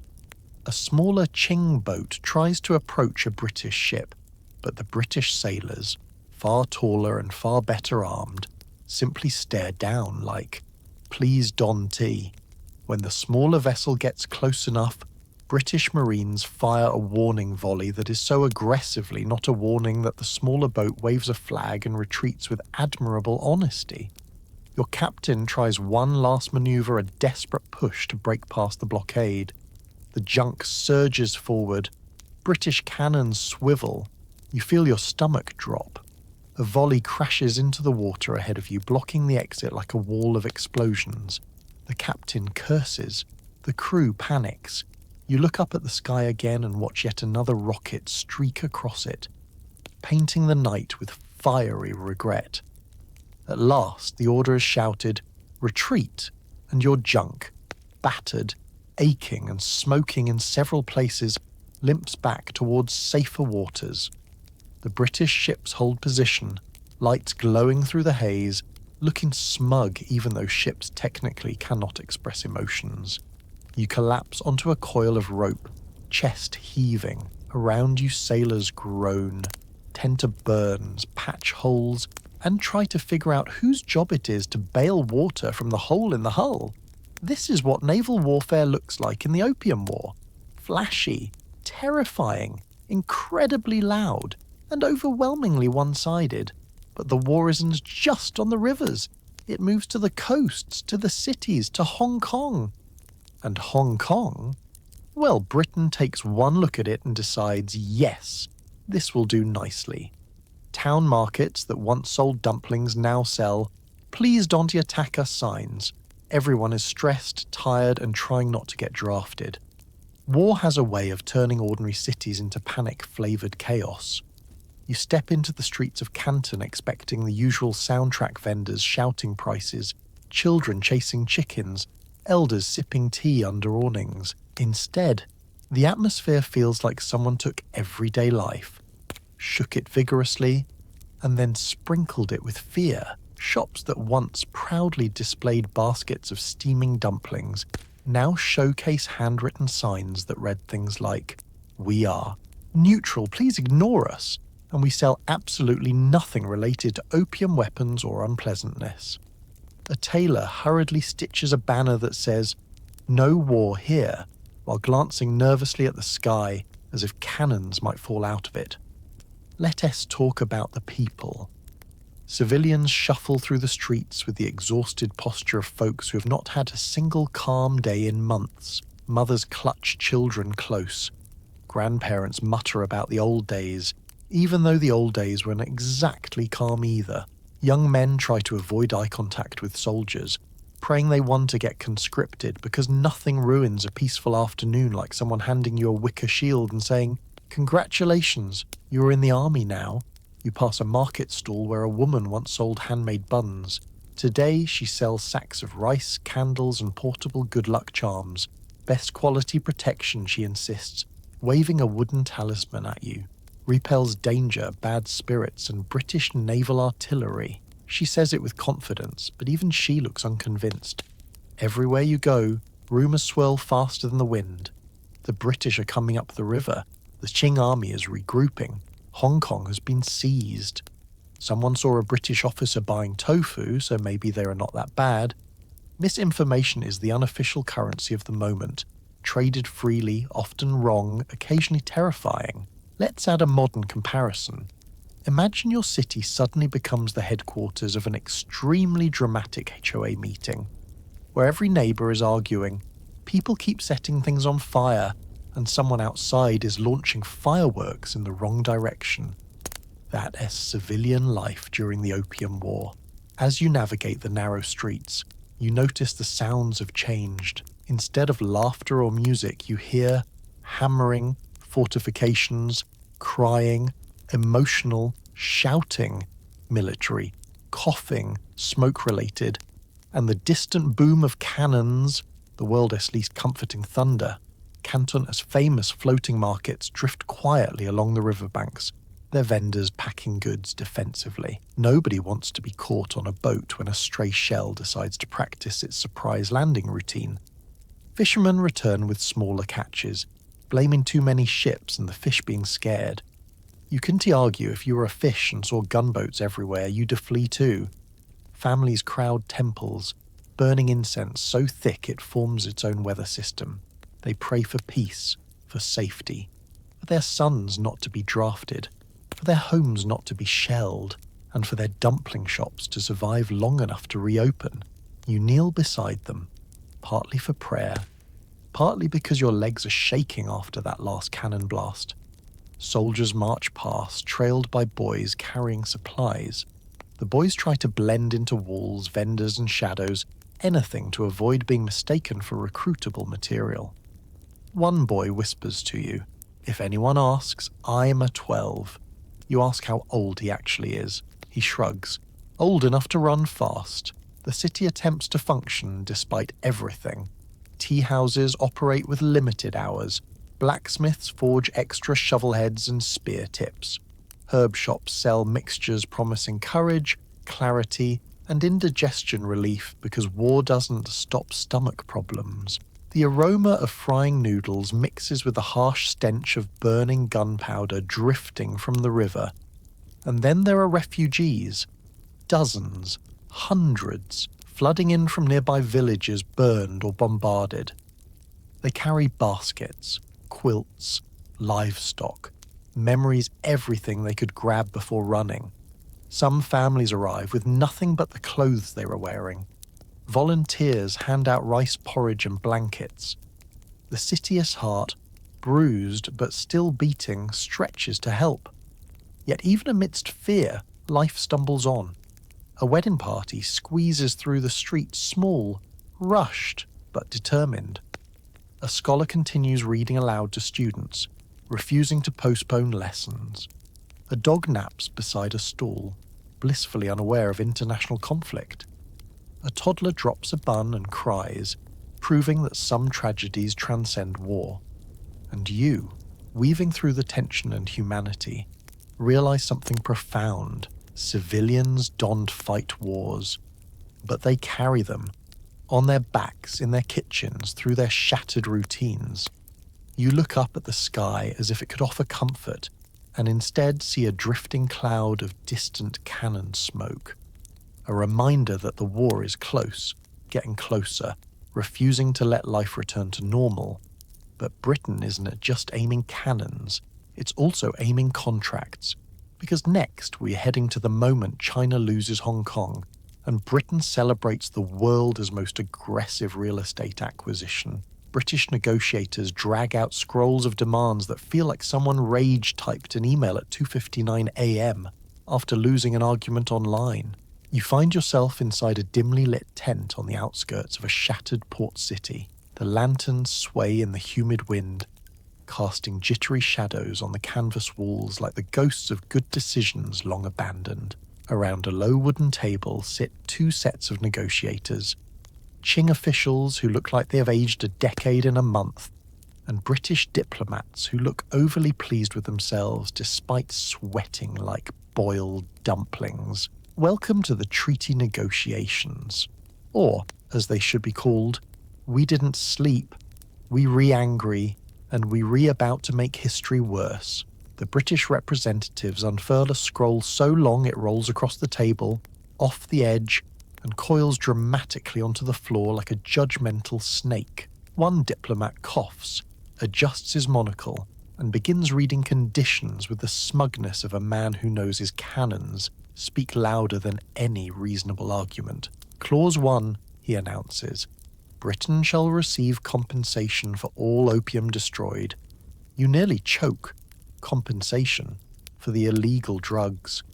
This is like someone demanding you repay them for the vape pen they got confiscated at the airport. The Qing. Officials exchange looks of pure spiritual exhaustion. One rubs his temples, another fans himself, and a third stares directly ahead with the 1,000-yard stare of a man questioning why he woke up today. The British continue, Britain will also receive Hong Kong, as if they are re-adding, oh, and we do like fries with that. The Qing delegation blinks. Hong Kong, the small island, the fishing villages, the rocky little place everyone mostly uses for saltfish drying racks. Britain nods cheerfully. They adore it. To them, it is a potential port, a foothold, a prize, a future empire jewel. To the Qing, it is an island. But refusing means more war. So the silence hangs heavy. Let's compare this moment to modern life. Imagine you lose a petty workplace argument, and the next day your rival sends you a 4-page email demanding your parking spot, your coffee mug, and half your desk, plus an apology. That's the vibe of these 3 a.m. treaty drafts. Because yes, it is 3 a.m. You can tell by the way everyone looks delirious, by the way the British diplomat keeps blinking aggressively, by the way a Qing official briefly falls asleep sitting upright, by the way a translator's brushstroke drifts off the page as his hand loses the will to continue. Treaty negotiations should be done with sober minds, careful thought, and daylight. Instead, this one looks like it was fueled by spite, caffeine, and the collective desire to go home already. The British demand more. 5 new treaty ports shall be open to British trade. British citizens shall be exempt from Chinese law because nothing says respectful diplomacy like your laws don't apply to us. China must pay massive reparations, essentially a financial punishment that makes everyone at the table visibly wilt. One Qing negotiator murmurs, "This is too much." The British diplomat responds with a polite smile that translates to, "It is." And that's the point. A silence falls across the tent, heavy and suffocating. Outside, distant waves slap against the shore, unaware they are becoming the backdrop to geopolitical humiliation. Inside, the British diplomats sip lukewarm tea with the confidence of men who know exactly how this ends. A Qing advisor leans toward you and whispers, "There is no choice. If we refuse, they fire the cannons again. If we accept, history laughs at us." He sighs, long and low, the kind of sigh only heard from overworked parents, fed-up teachers, or governments negotiating under duress. Slowly, painfully, the ink begins to flow. Brushes dip into black pools of exhaustion. Signatures take form. Stamps press into parchment. The Treaty of Nanjing is born at a miserable hour in a miserable tent under miserable circumstances. You watch history tilt uncomfortably sideways as each clause is confirmed, each one a reminder that the war was less about honour and more about leverage. When it is done, everyone looks drained. The British diplomats stretch contentedly, already fantasizing about tea supplies and shiny new harbours. The Qing officials sit quietly, shoulders sagging, knowing they've just signed a document that will haunt the empire for decades, maybe centuries. One British negotiator rolls up the scroll triumphantly, ties it with a ribbon, and says, "Splendid. That concludes business." His cheeriness feels illegal, and as you step out into the cool pre-dawn air, finally away from the suffocating tent, you realise something chilling. This treaty isn't the end. It's the beginning of a new imbalance, and a storm of resentment and change is brewing in China's future. You watch as China hands over Hong Kong, opens ports, and pays indemnities so large they make your wallet ache sympathetically. The ink is still drying when you step into the humid morning light, and already the consequences feel like thunder rumbling in the distance. The Treaty of Nanking, freshly signed, reluctantly accepted, aggressively lopsided sights rolled up like a serpent waiting to strike. And oh, does it strike. The document is carried between officials with the solemn caution of someone transporting a sleeping baby, or, more accurately, a live explosive. Both sides wear expressions that scream different emotions. The British radiate smug victory. The Qing delegates look like they've aged 80 years overnight. Let's talk through this treaty, this historical. You okay? No? Too bad. Because every clause feels like a punch delivered with bureaucratic precision. First, the cession of Hong Kong. You stand beside a Qing officer as the news spreads through the ranks. Hong Kong, an island that most officials barely considered strategic before today, is suddenly gone. Handed over, signed away. He stares toward the hazy southern horizon, whispering, "We lost land the size of a dumpling, but the meaning is the size of a mountain." The irony? Most citizens have no idea where Hong Kong is. You hear one man mutter, "Is that near Hainan?" Another shrugs, "I think it's where fishermen dry their nets." Meanwhile, British officials are practically rubbing their hands together in real estate glee. Deep harbour, excellent location, mild winters. Oh yes, this will do beautifully. Second, opening 5 treaty ports. You watch as Qing scribes rewrite maps to highlight the newly opened cities: Canton, Amoy, Fuzhou, Ningbo, Shanghai. Each port a door being forced open by a very pushy house guest. Soon, British merchants and eventually French, American and others will pour in with factories, warehouses and trade agreements written in cheerful tones that conceal very sharp teeth. A Chinese merchant quietly tells you, "We thought opening just Canton to foreigners was chaos enough. Now they want 5, he shakes his head. At this rate, they'll want the whole coastline. You don't have the heart to tell him that history is about to get much worse. Third, indemnities. Massive ones. Mind-boggling ones. 3 different categories, each one more insulting than the last. You hear an official read the numbers aloud, and your wallet, despite not existing in this century, aches sympathetically. Millions of silver dollars to compensate merchants. Millions more to cover the costs of the war. Millions again for good measure because Britain is in a mood. One Qing treasurer does the math on his abacus, looks up, quietly says, "We cannot afford this," and then continues calculating anyway because despair doesn't excuse sloppy accounting. Let's compare this to modern life. Imagine someone crashes your car, sues you, wins the lawsuit, and then demands you buy them a new car, fill it with premium gasoline, and pay for their snacks during the drive home. That's the Treaty of Nanking. Fourth, extraterritoriality. British citizens in China will now be tried under British law, not Chinese law. You imagine a British sailor punching a hole in a tea house wall and then telling the furious owner, "Sorry mate, can to help you?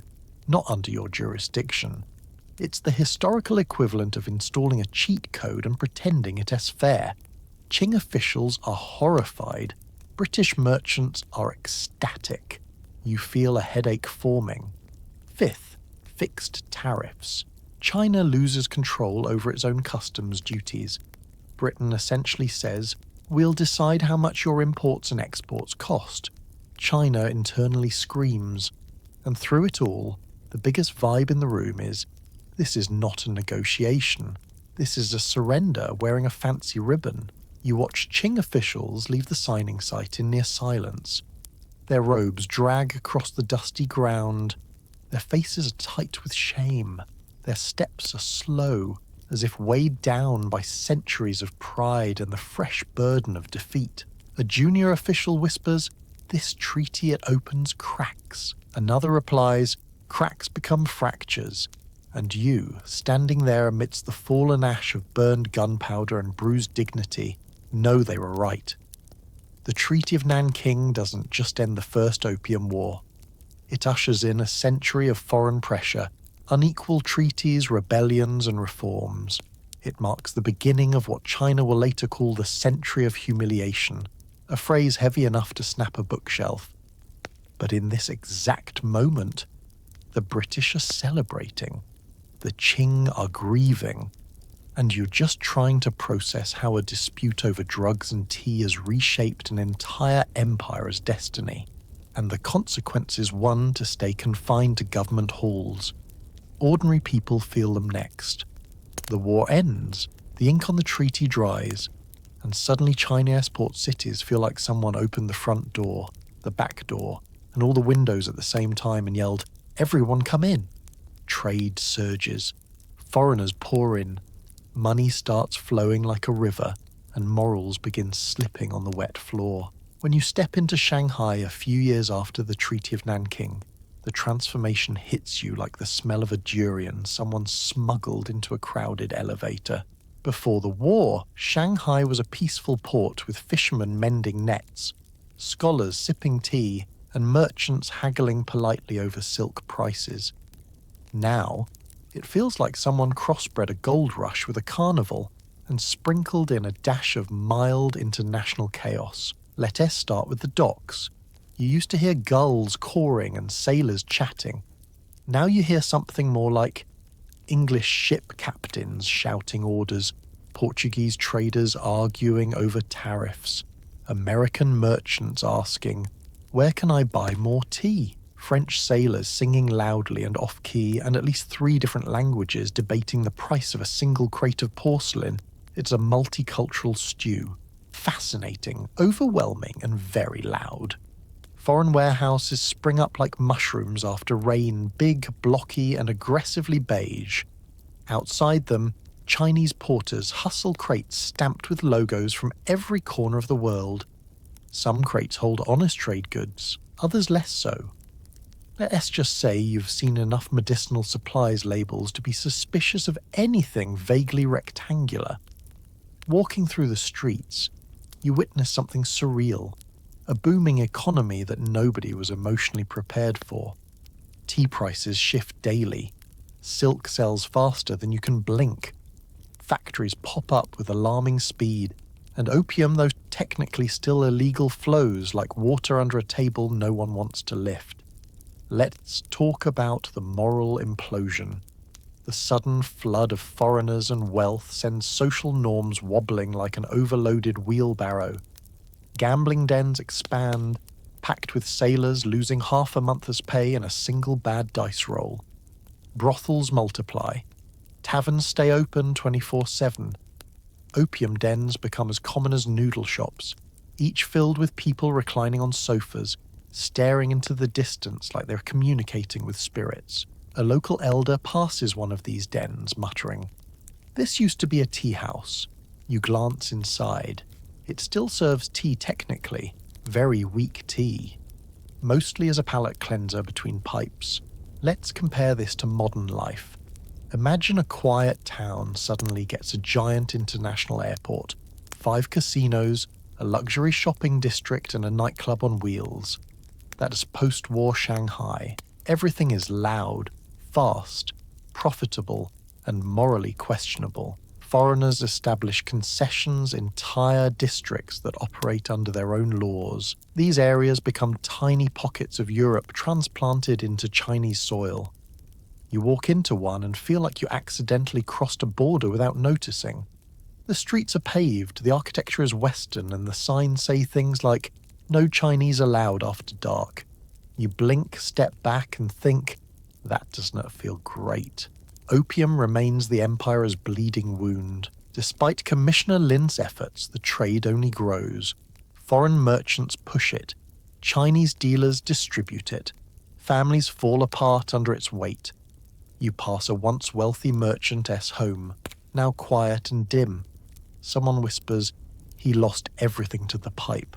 Is no longer just a foreign problem or a government problem. It is in people's homes, in their stories, in their grief. Yet, paradoxically, prosperity blooms alongside destruction. New businesses thrive. Shops sell imported clocks, fabrics, strange foods nobody can pronounce. Students study English and French. Missionaries build schools. Factories hire hundreds. Steamships bring in goods with dizzying speed. It is dizzying, like watching a child grow too fast and knock over every piece of furniture on the way. And for ordinary folks, it's confusing. Is this progress, corruption, opportunity, disaster, all four at once? A fisherman sums it up perfectly while mending, his net beside the bustling river. Good money comes, bad people come. Who knows which one wins? He shrugs, ties a knot, and adds, "At least the fish don't care." By the time you reach the city centre, night has fallen. Lanterns glow. Foreign ships shimmer like floating cities. Music drifts from taverns. Commerce thrums in every alley. And under it all is a tension, a feeling that China is shifting, stretching, being reshaped by outside pressures and internal fractures. The war is over, but the peace is uneasy, fragile, profitable, and filled with temptations that make the future tremble. You walk through a city where half the population seems dazed, the other half is in debt, and somehow everyone owes money to someone who owes money to someone else, who is probably also high. You know an economy is in trouble when the most booming business in town is the one actively destroying its customer base. Welcome to the opium economy, a surreal, spiraling financial ecosystem where poverty and addiction swirl together like a very depressing smoothie. Let us start with the streets. You walk through alley after alley, each one dotted with makeshift opium dens rooms so dimly lit, you're not sure whether people are sleeping, meditating, or slipping gently into a different plane of existence. Men who once ran thriving shops now lie half reclined like overcooked dumplings, eyes half open, mind somewhere between dream and oblivion. Women peek anxiously from doorways, clutching ledgers and bills, trying to keep households afloat while their husbands melt progressively into the furniture. The economic collapse isn't loud, it is quiet, soft, like a slow leak in a boat you pretend not to notice. Debts pile up silently, shops close subtly, families sell heirlooms discreetly, entire villages begin mortgaging next year as harvest just to buy this year as fix. And workers? They vanish, some physically, some mentally. You pass a workshop where the foreman sighs loudly as his carpenter, fully present in body but absolutely absent in spirit, attempts to carve a straight line and instead produces something resembling a drunk snake. He used to be the best craftsman in town, the foreman tells you. Now I'm just hoping he doesn't cut off his own thumb. Let's talk money. Opium drains silver out of China faster than a broken faucet. Remember how Britain wanted compensation? Well, now the empire is hemorrhaging currency, because locals are buying opium at catastrophic rates. It's an economic black hole, silver goes in, nothing comes out except more addiction and more debt. A scholar explains it to you while massaging his temples in despair. Our silver reserves are falling, prices rise, wages fall, people can't afford food. He pauses, but they can somehow still afford opium. He lets out a sigh so long it could qualify as a monologue, And the dealers, they thrive. Foreign merchants rake in profits, local middlemen get rich, smugglers smile the kind of smile that says, "Yes, I know I'm ruining the country, but have you seen my new boat?" Opium dens begin competing with each other the way modern coffee shops compete for customers. You pass one with a sign boasting high quality, imported, and another advertising soft pillows and clean pipes. A third has a man out front handing out samples like it's the world's worst farmer's market. But the saddest part? Addiction becomes normal. So normal that nobody even whispers anymore. Parents talk about it the way people today talk about overpriced groceries. Yes, my brother-in-law is hooked too. My cousin started last month. My neighbour hasn't been sober since spring. It is everywhere. It is numbing. It is exhausting. Let us do a modern comparison. Imagine your community suddenly starts using a highly addictive substance that also costs triple the rent, drains national wealth, and leaves everyone too dazed to work. Now, imagine the companies selling it have diplomatic immunity. Congratulations, that's China in the 1840s. Farmers mortgage fields, shopkeepers sell everything not nailed down. Young men steal family heirlooms, officials pawn their robes, even doctors begin using it, which feels like hiring a firefighter who smokes while holding a gasoline can. And because life isn't miserable enough, crime rises. Petty theft, smuggling rings, bribery, bribes for the bribes. It gets chaotic quickly. One night, you pass a once prosperous neighbourhood now stuck in a melancholy haze. A grandmother sweeps her doorway while muttering, "When I was young, the worst thing men did was drink too much rice wine." She shakes her head. Now they float around like ghosts. Her broom scratches across the stone. Her voice barely rises above a whisper, and we starve while they dream. Families crumble under the weight of addiction. Children grow up caring for parents who can take care for themselves. Marriages fall apart. Entire communities fade. But here's the strange, awful twist. Some people are getting rich, filthy rich. Foreign traders, Chinese intermediaries, officials willing to look away for a fee. It's not a balanced economy, it is a seesaw. One side sinking into despair, the other catapulting into wealth. And the seesaw creaks ominously, threatening to snap. At the market, a vendor gestures to his empty shelves and tells you, "People don't buy rice anymore." He taps his chin.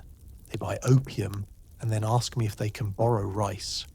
He laughs bitterly. "I can feed a village of dreamers." Everywhere you look, the contrast grows sharper. Fancy foreign mansions tower over slums. Dealers count profits while mothers count lost coins. Ships arrive carrying more opium, not fewer crates. This is just a health crisis. It's a national financial meltdown wearing a pipe-induced smile. And the Qing government? Overwhelmed, underfunded, and scrambling for solutions. China is staggering under the weight of debt, addiction, humiliation, and economic collapse. And just when you think things can get worse, rebellions start popping up like spam emails. Everywhere you turn, someone is declaring themselves chosen by heaven, blessed by destiny, or simply too fed up to stay quiet. You wake up one morning in a dusty village in Guangdong province, stretch your arms, look around, and immediately sense that things are tense. The kind of tense where even chickens walk quietly, and neighbours whisper like they're auditioning for a spy drama. China in the mid-19th century feels like someone turned the entire empire into a pressure cooker and then sat on the lid. Between the Opium Wars draining the treasury, corruption bloating the bureaucracy, and silver bleeding out of the country faster than a broken faucet, ordinary people are suffering, and suffering leads to anger. Anger leads to rebellion, and rebellions multiply like rabbits. Let us start with the biggest, wildest, most theologically confusing one of them all, the Taiping Rebellion. You hear rumours long before you actually meet anyone involved, whispers about a man named Hong Xiu-Quan who failed the civil service exams so many times it broke something inside him. Then he had visions, big visions, visions that convinced him he was the younger brother of Jesus Christ. Yes, that Jesus and that his divine mission was to overthrow the Qing dynasty and create a heavenly kingdom on earth. You meet a villager who tells you this with a straight face, stirring a pot of cabbage soup. Does that sound believable to you, you ask? He shrugs. Honestly? At this point, sure. And that's the thing. People are desperate. Food is scarce. Jobs are gone. Opium has hollowed out entire families. The government feels distant, incompetent, and occasionally asleep. So when Hong Xiuquan starts gathering followers, poor farmers, disillusioned scholars, overworked labourers, they flock to him like moths to a very chaotic flame. Before long, the movement grows into a full-scale rebellion, so large it could give most modern nations heart palpitations. You travel northward and witness the aftermath of one Taiping battle. Charred houses, abandoned fields, banners flapping in the wind with bold, brush-stroked characters, reading Heavenly Kingdom of Great Peace. The irony hits you immediately. None of this looks peaceful, but the Taipings are only one of many rebellions. Next, you encounter the Nian Rebellion, a group of bandit coalitions turned insurgents in northern China who are less divinely inspired and more weary, starving and very angry. They move across the plains like a storm front, taking supplies, recruiting men, attacking government posts and generally making officials cry. Then there's the Miao Rebellion in the southwest, driven by ethnic tensions, land disputes and centuries of exploitation. Villagers rise up with whatever weapons they can find, spears, axes, farming tools and push back against Qing rule. The fighting is fierce, chaotic, and deeply rooted in frustration. In the northwest, you hear murmurs about Muslim uprisings, the Panthay Rebellion, and eventually the Dungan Revolt sparked by ethnic conflict, corrupt officials, and cycles of violence that spiral further every year. The empire is too stretched, too slow, too broken to respond effectively. Everywhere you go, the country feels brittle, like porcelain, with a network of invisible cracks running beneath the glaze. Let us add a modern comparison. Imagine your entire nation is having simultaneous nervous breakdowns. One group is reenacting a religious apocalypse, another is forming biker gangs with swords, others are declaring independence, and your national leadership is lying in bed with a fever mumbling, "Maybe if we ignore it, it will go away." That's China in the 1850s. You pass through a once bustling market town now nearly empty. A shopkeeper sweeps dust out of his deserted tea house. "Business?" you ask gently. He snorts. "Which business?" "Taipings took half my customers. The Nian rebels took the other half. The government took my last bag of rice." He leans on his broom like it's the only stable thing in his life. Meanwhile, the Qing army is stretched thinner than a cheap noodle. Soldiers are sent from one rebellion to another, exhausted and underpaid. Commanders write desperate letters asking for reinforcements that never come. You pass one battalion who look like they've forgotten what rest feels like. One soldier tells you, "We fight the rebels. We fight hunger. Sometimes we fight each other." He says it with a smile too tired to reach his eyes. And through it all, the empire trembles. Every rebellion chips away at its strength. Every uprising erodes faith in the government. Every battle drains manpower, silver, and hope. China is cracking apart, piece by piece, region by region, pain by pain. And the British, they're watching. Because as China weakens internally, external powers begin preparing their next move. You're standing in a China already juggling starvation, rebellion, debt, addiction, and political exhaustion. So, of course, the universe decides it is the perfect moment for Europe to say, "Round 2. The year is 1856, and the Qing Empire is too tired to even sigh properly. Everywhere you look, smoke curls up from rebel strongholds, officials argue in hallways, and the treasury is emptier than your fridge at 2 a.m. on payday eve. China is wobbling, staggering, holding itself upright with the emotional equivalent of duct tape. And that S when Britain knocks on the door with a cheerful, "Hi, quick question. Can we renegotiate our treaty to make it even more unfair?" China understandably says, "No," and Britain predictably says, "Okay, cool. Then we'll be bringing our cannons again. Let S talk about the spark." It starts with the Arrow incident, which sounds like the title of a bad action movie, but is actually about a boat, a small boat, a suspicious boat. A boat flying the British flag but owned by Chinese merchants who were, let's say, generously described as not entirely legal. Chinese authorities arrest the crew. Britain claims the flag was insulted. Britain loves its flags. Britain goes feral instantly. Then France shows up too because one of their missionaries got executed somewhere in China, and France says, "We were joining this war." The US and Russia hover at the edges like, "We were not fighting, but we'll take whatever concessions you're handing out." It is international peer pressure, but with gunboats.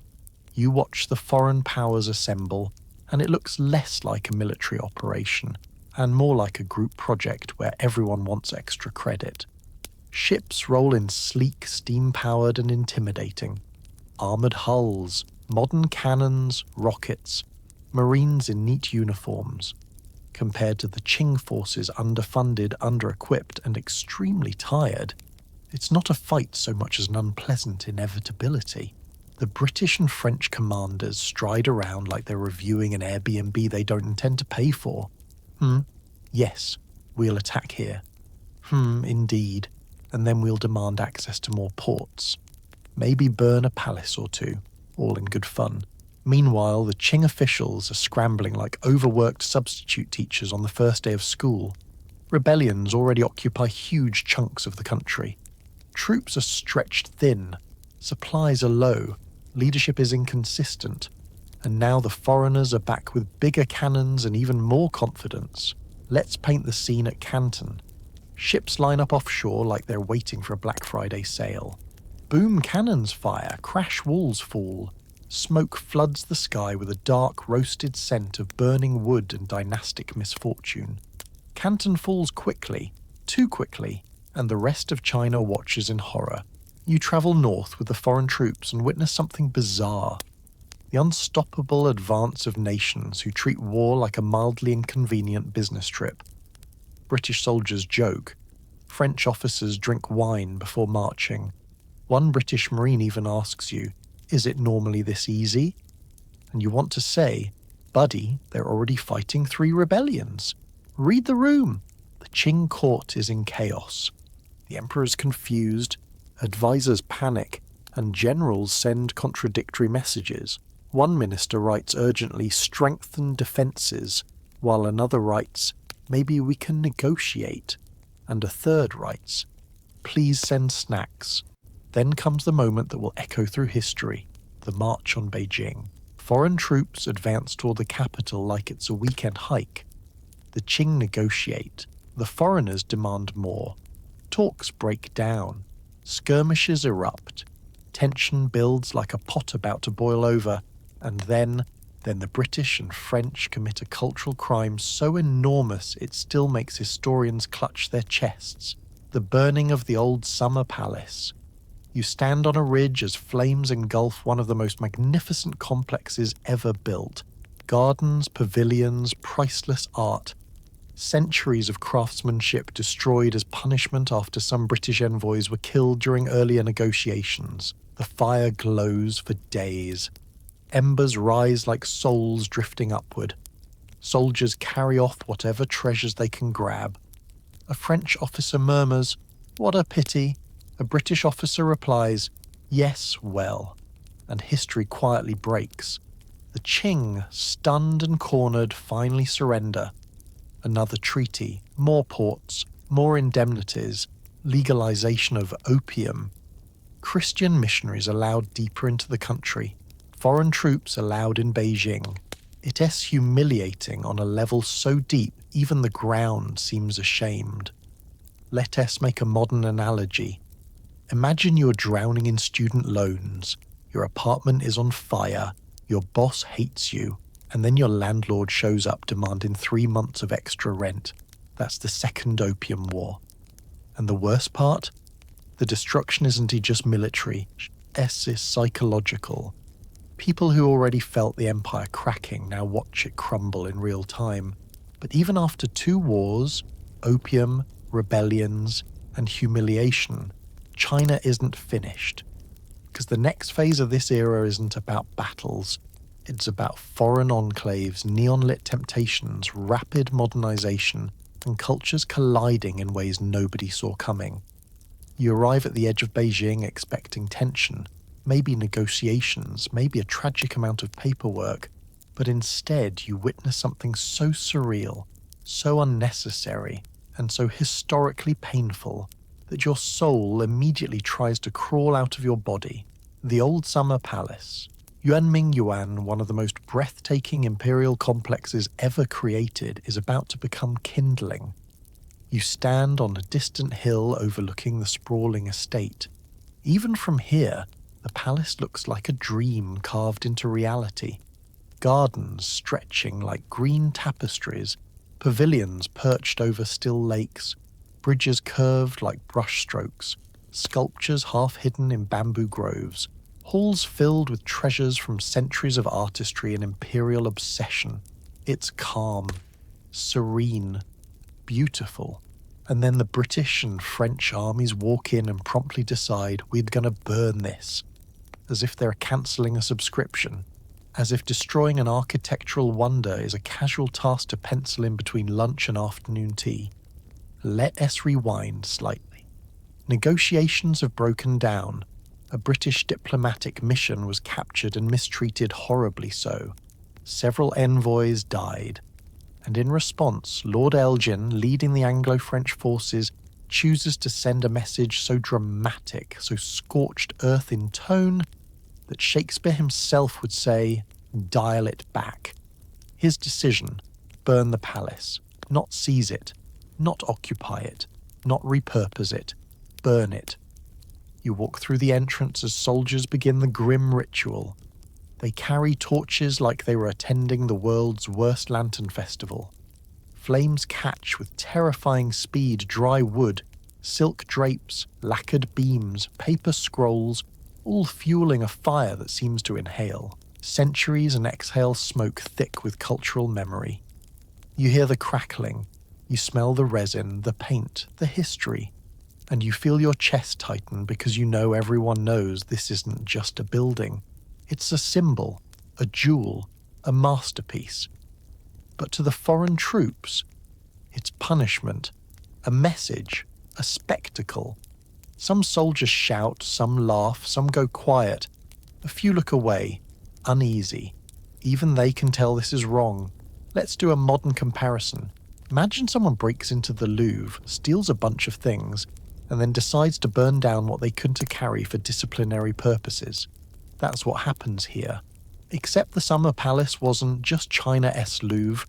It was its Versailles, its Vatican, its Smithsonian, its entire cultural treasury rolled into one sprawling estate. You walk through a courtyard where bronze zodiac fountainheads sit half melted. Artists' masterpieces, the kind of craftsmanship that takes decades, curl into ash. A stone lion collapses as its wooden base turns to charcoal. Silk tapestries ignite in bursts of blue and orange. Priceless manuscripts crumple into black petals. The scale is overwhelming. You can take in the enormity. No one can. The fire lasts not hours but days. 3 days of destruction.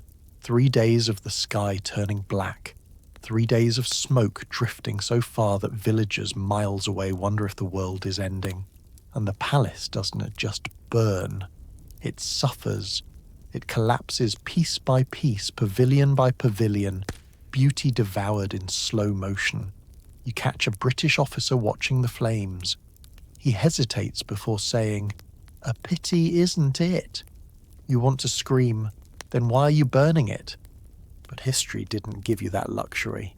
Meanwhile, the Qing officials stand helpless, powerless, crushed under layers of humiliation. The emperor, upon hearing the news, is said to have wept. Truly wept. Because this wasn't just a palace, it was a repository of everything the dynasty held precious. Loot pours out of the burning complex like ants fleeing a disturbed nest. British and French soldiers carry porcelain, jewels, tapestries, carvings items that will end up in European museums, private collections, attic boxes, and auction houses for centuries to come. Some will never return, some will be mislabeled, some will be forgotten entirely. But the palace itself, it becomes a skeleton, a ghost, a place where only scorched stones remember what once stood. And as the last pavilion collapses in a plume of sparks, you realize something heavy. This wasn't just retaliation. It was a message to China, to the world, and to history that imperial power could not only conquer, but erase. When the smoke finally clears, the ruins sit silent, charred, empty, a wound carved into the land. Local villagers wander in days later, stepping carefully among the ashes. One old man kneels, picks up a piece of burnt wood, turns it over and whispers, "This was our pride." And you feel the truth settle inside you like cold stone. Oh, single war can take land, money and sovereignty. But burning the summer palace, that took memory, identity, soul. It is a trauma China will carry for generations, and yet the world doesn't pause. China, crippled and humiliated, must now navigate a landscape reshaped by foreign greed, internal collapse, and rapid, unwanted change. By the time the smoke from the summer palace drifts into memory, word has spread across Europe like gossip at a royal banquet. China is weakened, humiliated, and wide open. And just like that, every major empire suddenly develops a burning, passionate, absolutely urgent desire to protect trade interests, which is imperialist code for, "We'd like a slice of that, please." You're standing in Shanghai one morning, watching traders unload goods at a bustling dock, when you realize something is off. There seem to be more foreign flags than Chinese ones. Union Jacks, French tricolors, American stars, German banners, Portuguese symbols, you name it. It's flapping proudly in the breeze like an international yard sale. It feels like China is becoming a clearance aisle of geopolitics. Let us start with Britain, the reigning champion of We Want More. Fresh off winning 2 Opium Wars and probably still glowing with self-satisfaction, Britain keeps demanding more treaty ports, more trade rights, more influence. They set up banks, build customs offices, establish courts, patrol rivers, and walk around with the vibe of someone who now owns the place. Then France steps in with a dramatic swirl of diplomacy and Catholic missionary enthusiasm. They want influence in the south, cultural sway, and more privileges in the treaty ports. French officers sip wine on balconies overlooking neighbourhoods they absolutely should not be allowed to rule, and say things like, "Ah, magnifique," while planning new railways. But now the newcomers arrive. Russia slides in quietly from the north like a cat sneaking into a stranger house. They sign treaties, rewrite borders, expand influence in Manchuria, annex land with polite paperwork that translates roughly to, "We'll be taking this coastline, thank you." The United States shows up with a friendly smile and the very American philosophy of "we don't want colonies, just access." They sign treaties giving them all the same privileges as Britain and France, even though they haven't fought a single battle here. That's right, America manages to negotiate equal benefits by simply showing up and saying, "Hi, we'd like that too." Germany, newly unified and buzzing with industrial ambition, eyes Shandong province like a kid eyeing the last candy bar at the store. They eventually secure a lease in Jiaozhou Bay and begin planning railways, forts, and beer gardens with terrifying efficiency.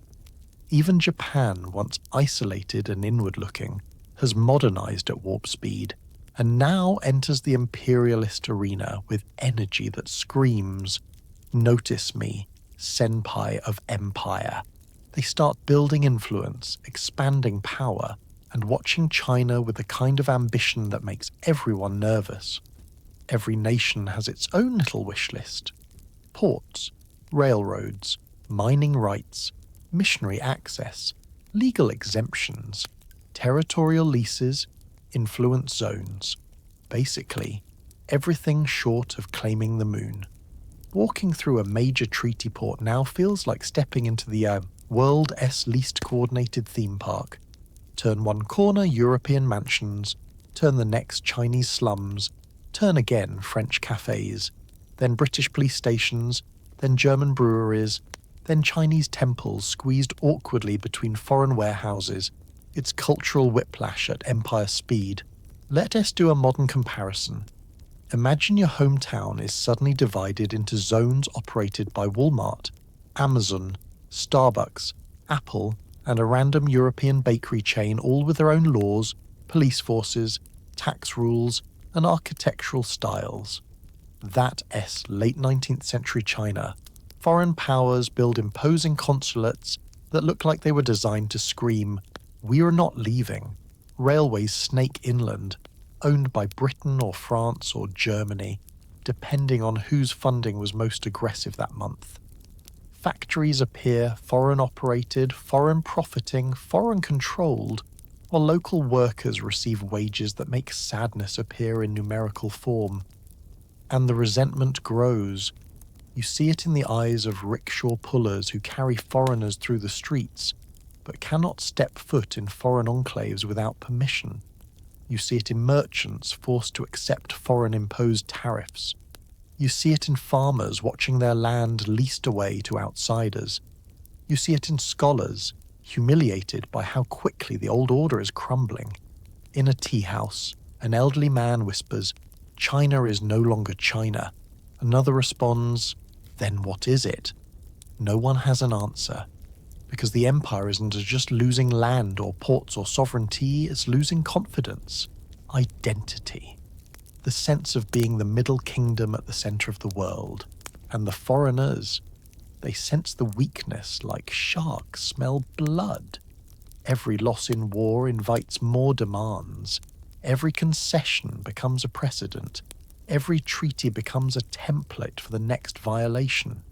One British official even remarks proudly, "We have entered a new age of Sino-European cooperation."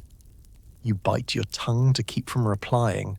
Cooperation usually involves two willing parties, not one willing and one exhausted.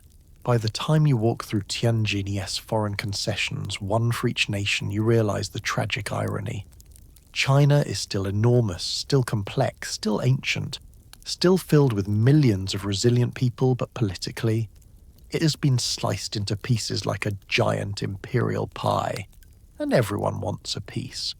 But something else is brewing beneath the surface: resentment, rage, nationalism, a sense that China must change or be consumed entirely. Modernization efforts begin: railways, industry, new schools, but it feels like trying to fix a collapsing roof with a damp napkin. You wake up in Beijing one morning and immediately sense something strange in the air.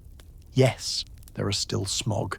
Yes, there is still political tension so thick you could slice it and serve it with rice. But beneath all that, there is something else. A faint whiff of change and desperation and maybe new paint.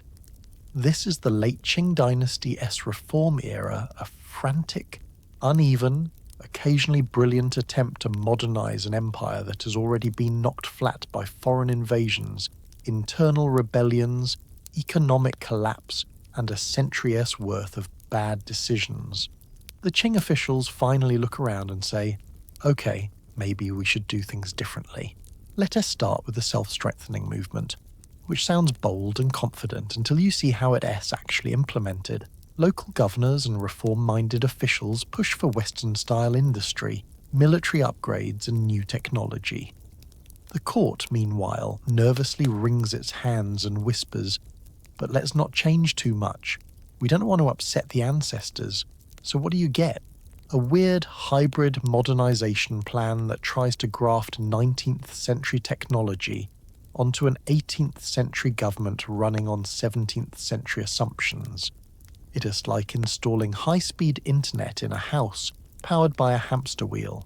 You tour a new iron foundry built with foreign machine parts and Chinese laborers. Sparks fly, gears grind, engineers shout instructions. It almost works until an official strolls in and says, "Very impressive. Now let's make sure we don't change any traditions while doing all of this." Everyone freezes, wondering how to politely explain that modern factories require modernization. Railways are built slowly, awkwardly, sometimes sabotaged by villagers convinced the tracks will disrupt feng shui or harm local dragons. One official proudly shows you a new train line, then whispers, "Please don't mention this to Empress Dowager Cixi. She hates trains." You nod solemnly. China is now modernizing in secret. Speaking of Cixi, she is the gravitational center of late Qing politics. Brilliant, manipulative, contradictory, and deeply suspicious of rapid reform. She loves modernization when it benefits her power. She hates modernization when it threatens her power. She is essentially the human embodiment of "let's talk about this later." Schools begin teaching Western sciences, geometry, astronomy, chemistry. Students memorize new terms, scribble formulas, and debate philosophy. It is the beginning of a Chinese intellectual awakening. But then the exam system stays rooted in Confucian classics, meaning if you want a career, you still need to write poetic essays about virtue. The result? A generation of young people who know both Newton-esque laws and how to compose a brilliant 8-legged essay, but can use either to fix the collapsing dynasty. Let us talk about the military. China spends a fortune buying modern cannons, rifles, and steamships. Troops train in European drills. Officers study abroad. This should work. It does not work. Why? Because nobody standardizes anything. One province uses German rifles, another uses British rifles, another uses French rifles. Another uses, I found this in a warehouse and it looks sharp rifles. It's like giving each team in a soccer tournament a different rule book and expecting them to play well together. Spoiler, they do not. You visit a naval yard in Fuzhou where workers proudly show off a new Western-style fleet. The ships sparkle, cannons gleam, officers strut with new uniforms. Then someone coughs and quietly mentions, "We didn't train enough sailors." Another adds, "We also didn't upgrade maintenance systems." A third whispers, "Britain built ships faster while we were arguing about the paint colours." The result? China builds modern ships and then loses wars anyway, spectacularly. Let S add a modern comparison. Imagine your laptop is so old it wheezes when you open a browser. You finally buy a new one but refuse to get rid of the old software from 2002. It crashes immediately. That's the Qing modernization strategy. Meanwhile, foreign concessions keep modernizing far faster than the Chinese government.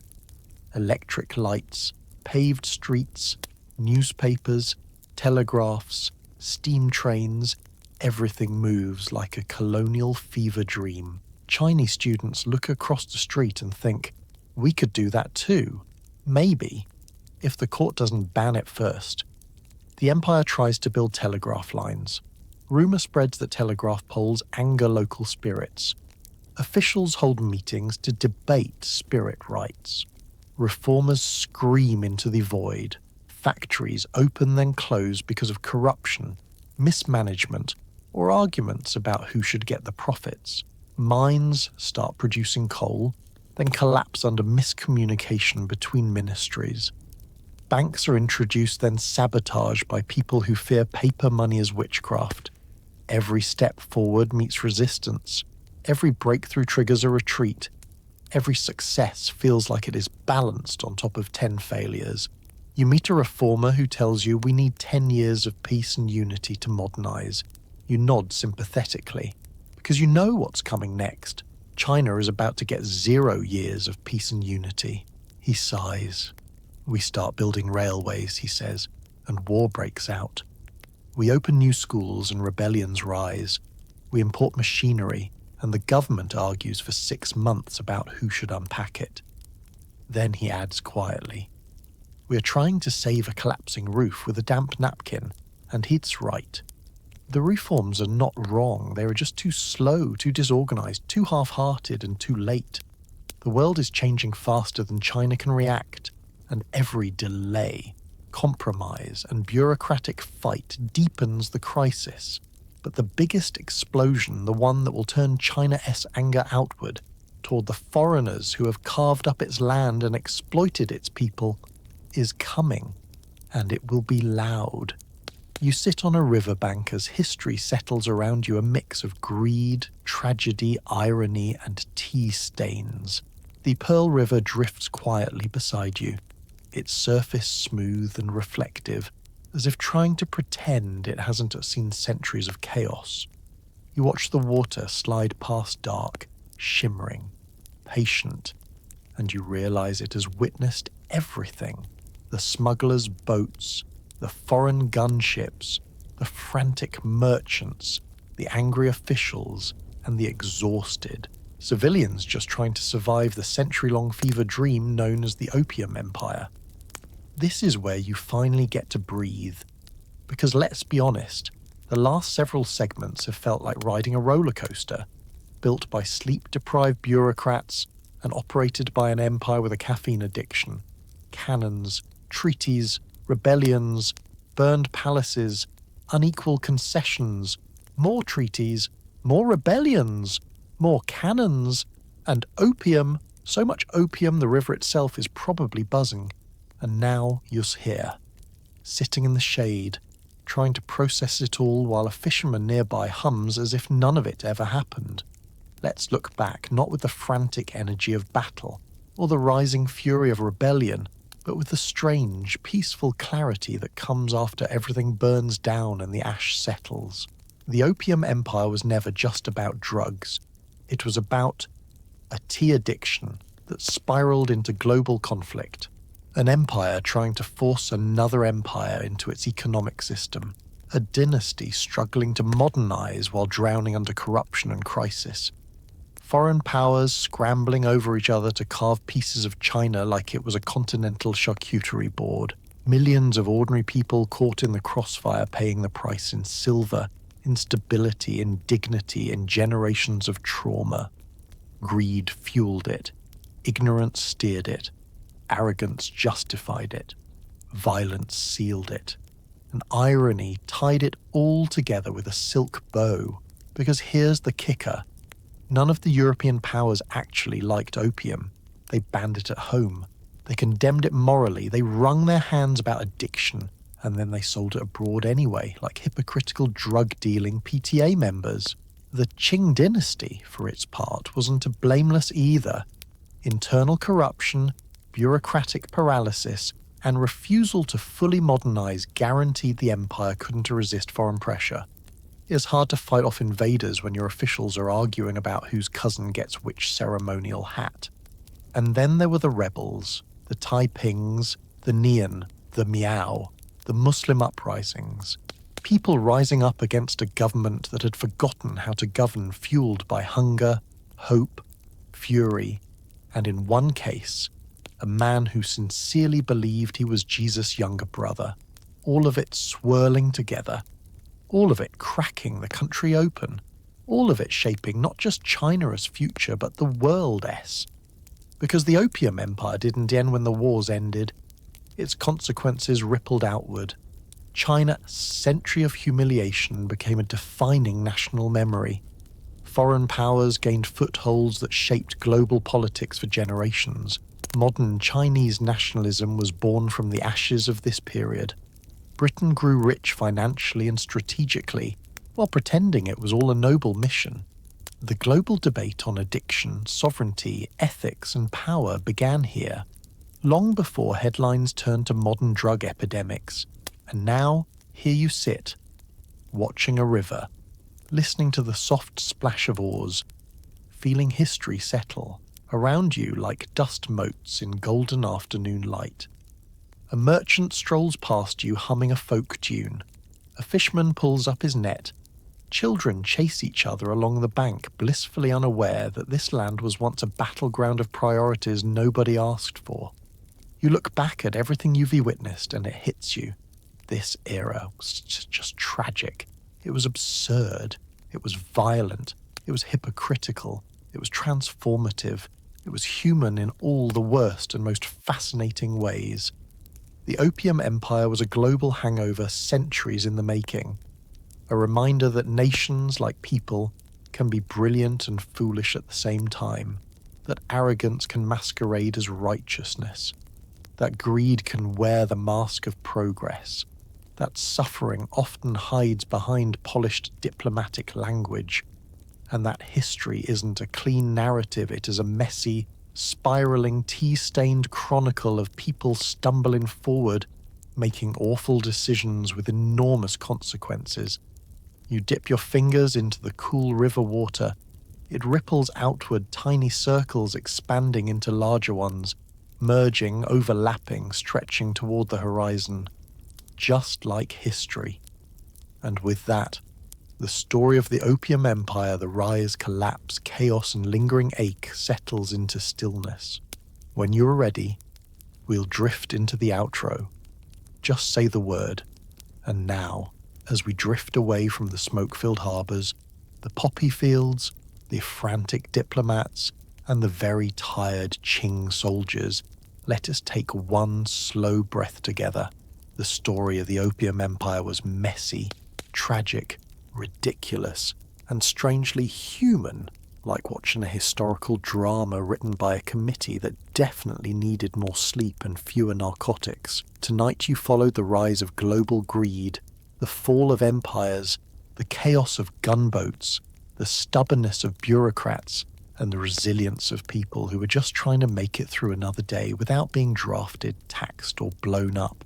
You saw Commissioner Lin fighting corruption with pure moral caffeine. You watched merchants panic over their illegal drugs like toddlers losing a favorite toy. You drifted through battles, treaties, rebellions, and endless negotiations that should never have been written at 3 a.m. And somehow, through all of it, people kept going, farmers planting crops, families rebuilding homes, traders adapting, students studying, leaders learning from disaster. Humanity has always been astonishingly stubborn in its will to survive. So tonight, as you lie in a clean bed with warm blankets, safe from gunboats and smuggling rings, maybe whisper a quiet thank you to the generations before you, those who endured war, addiction, betrayal, burning palaces, and treaties that made everyone say, really, this is the deal. Because history may be chaotic and unfair, but it is also proof that people keep hoping, keep rebuilding, and keep laughing even in the middle of disaster. That's what makes us human. So let your shoulders drop, let your breathing slow, let the noise of the world drift away like mist over the Pearl River, and gently, slowly, peacefully fall asleep. Good night, my friend.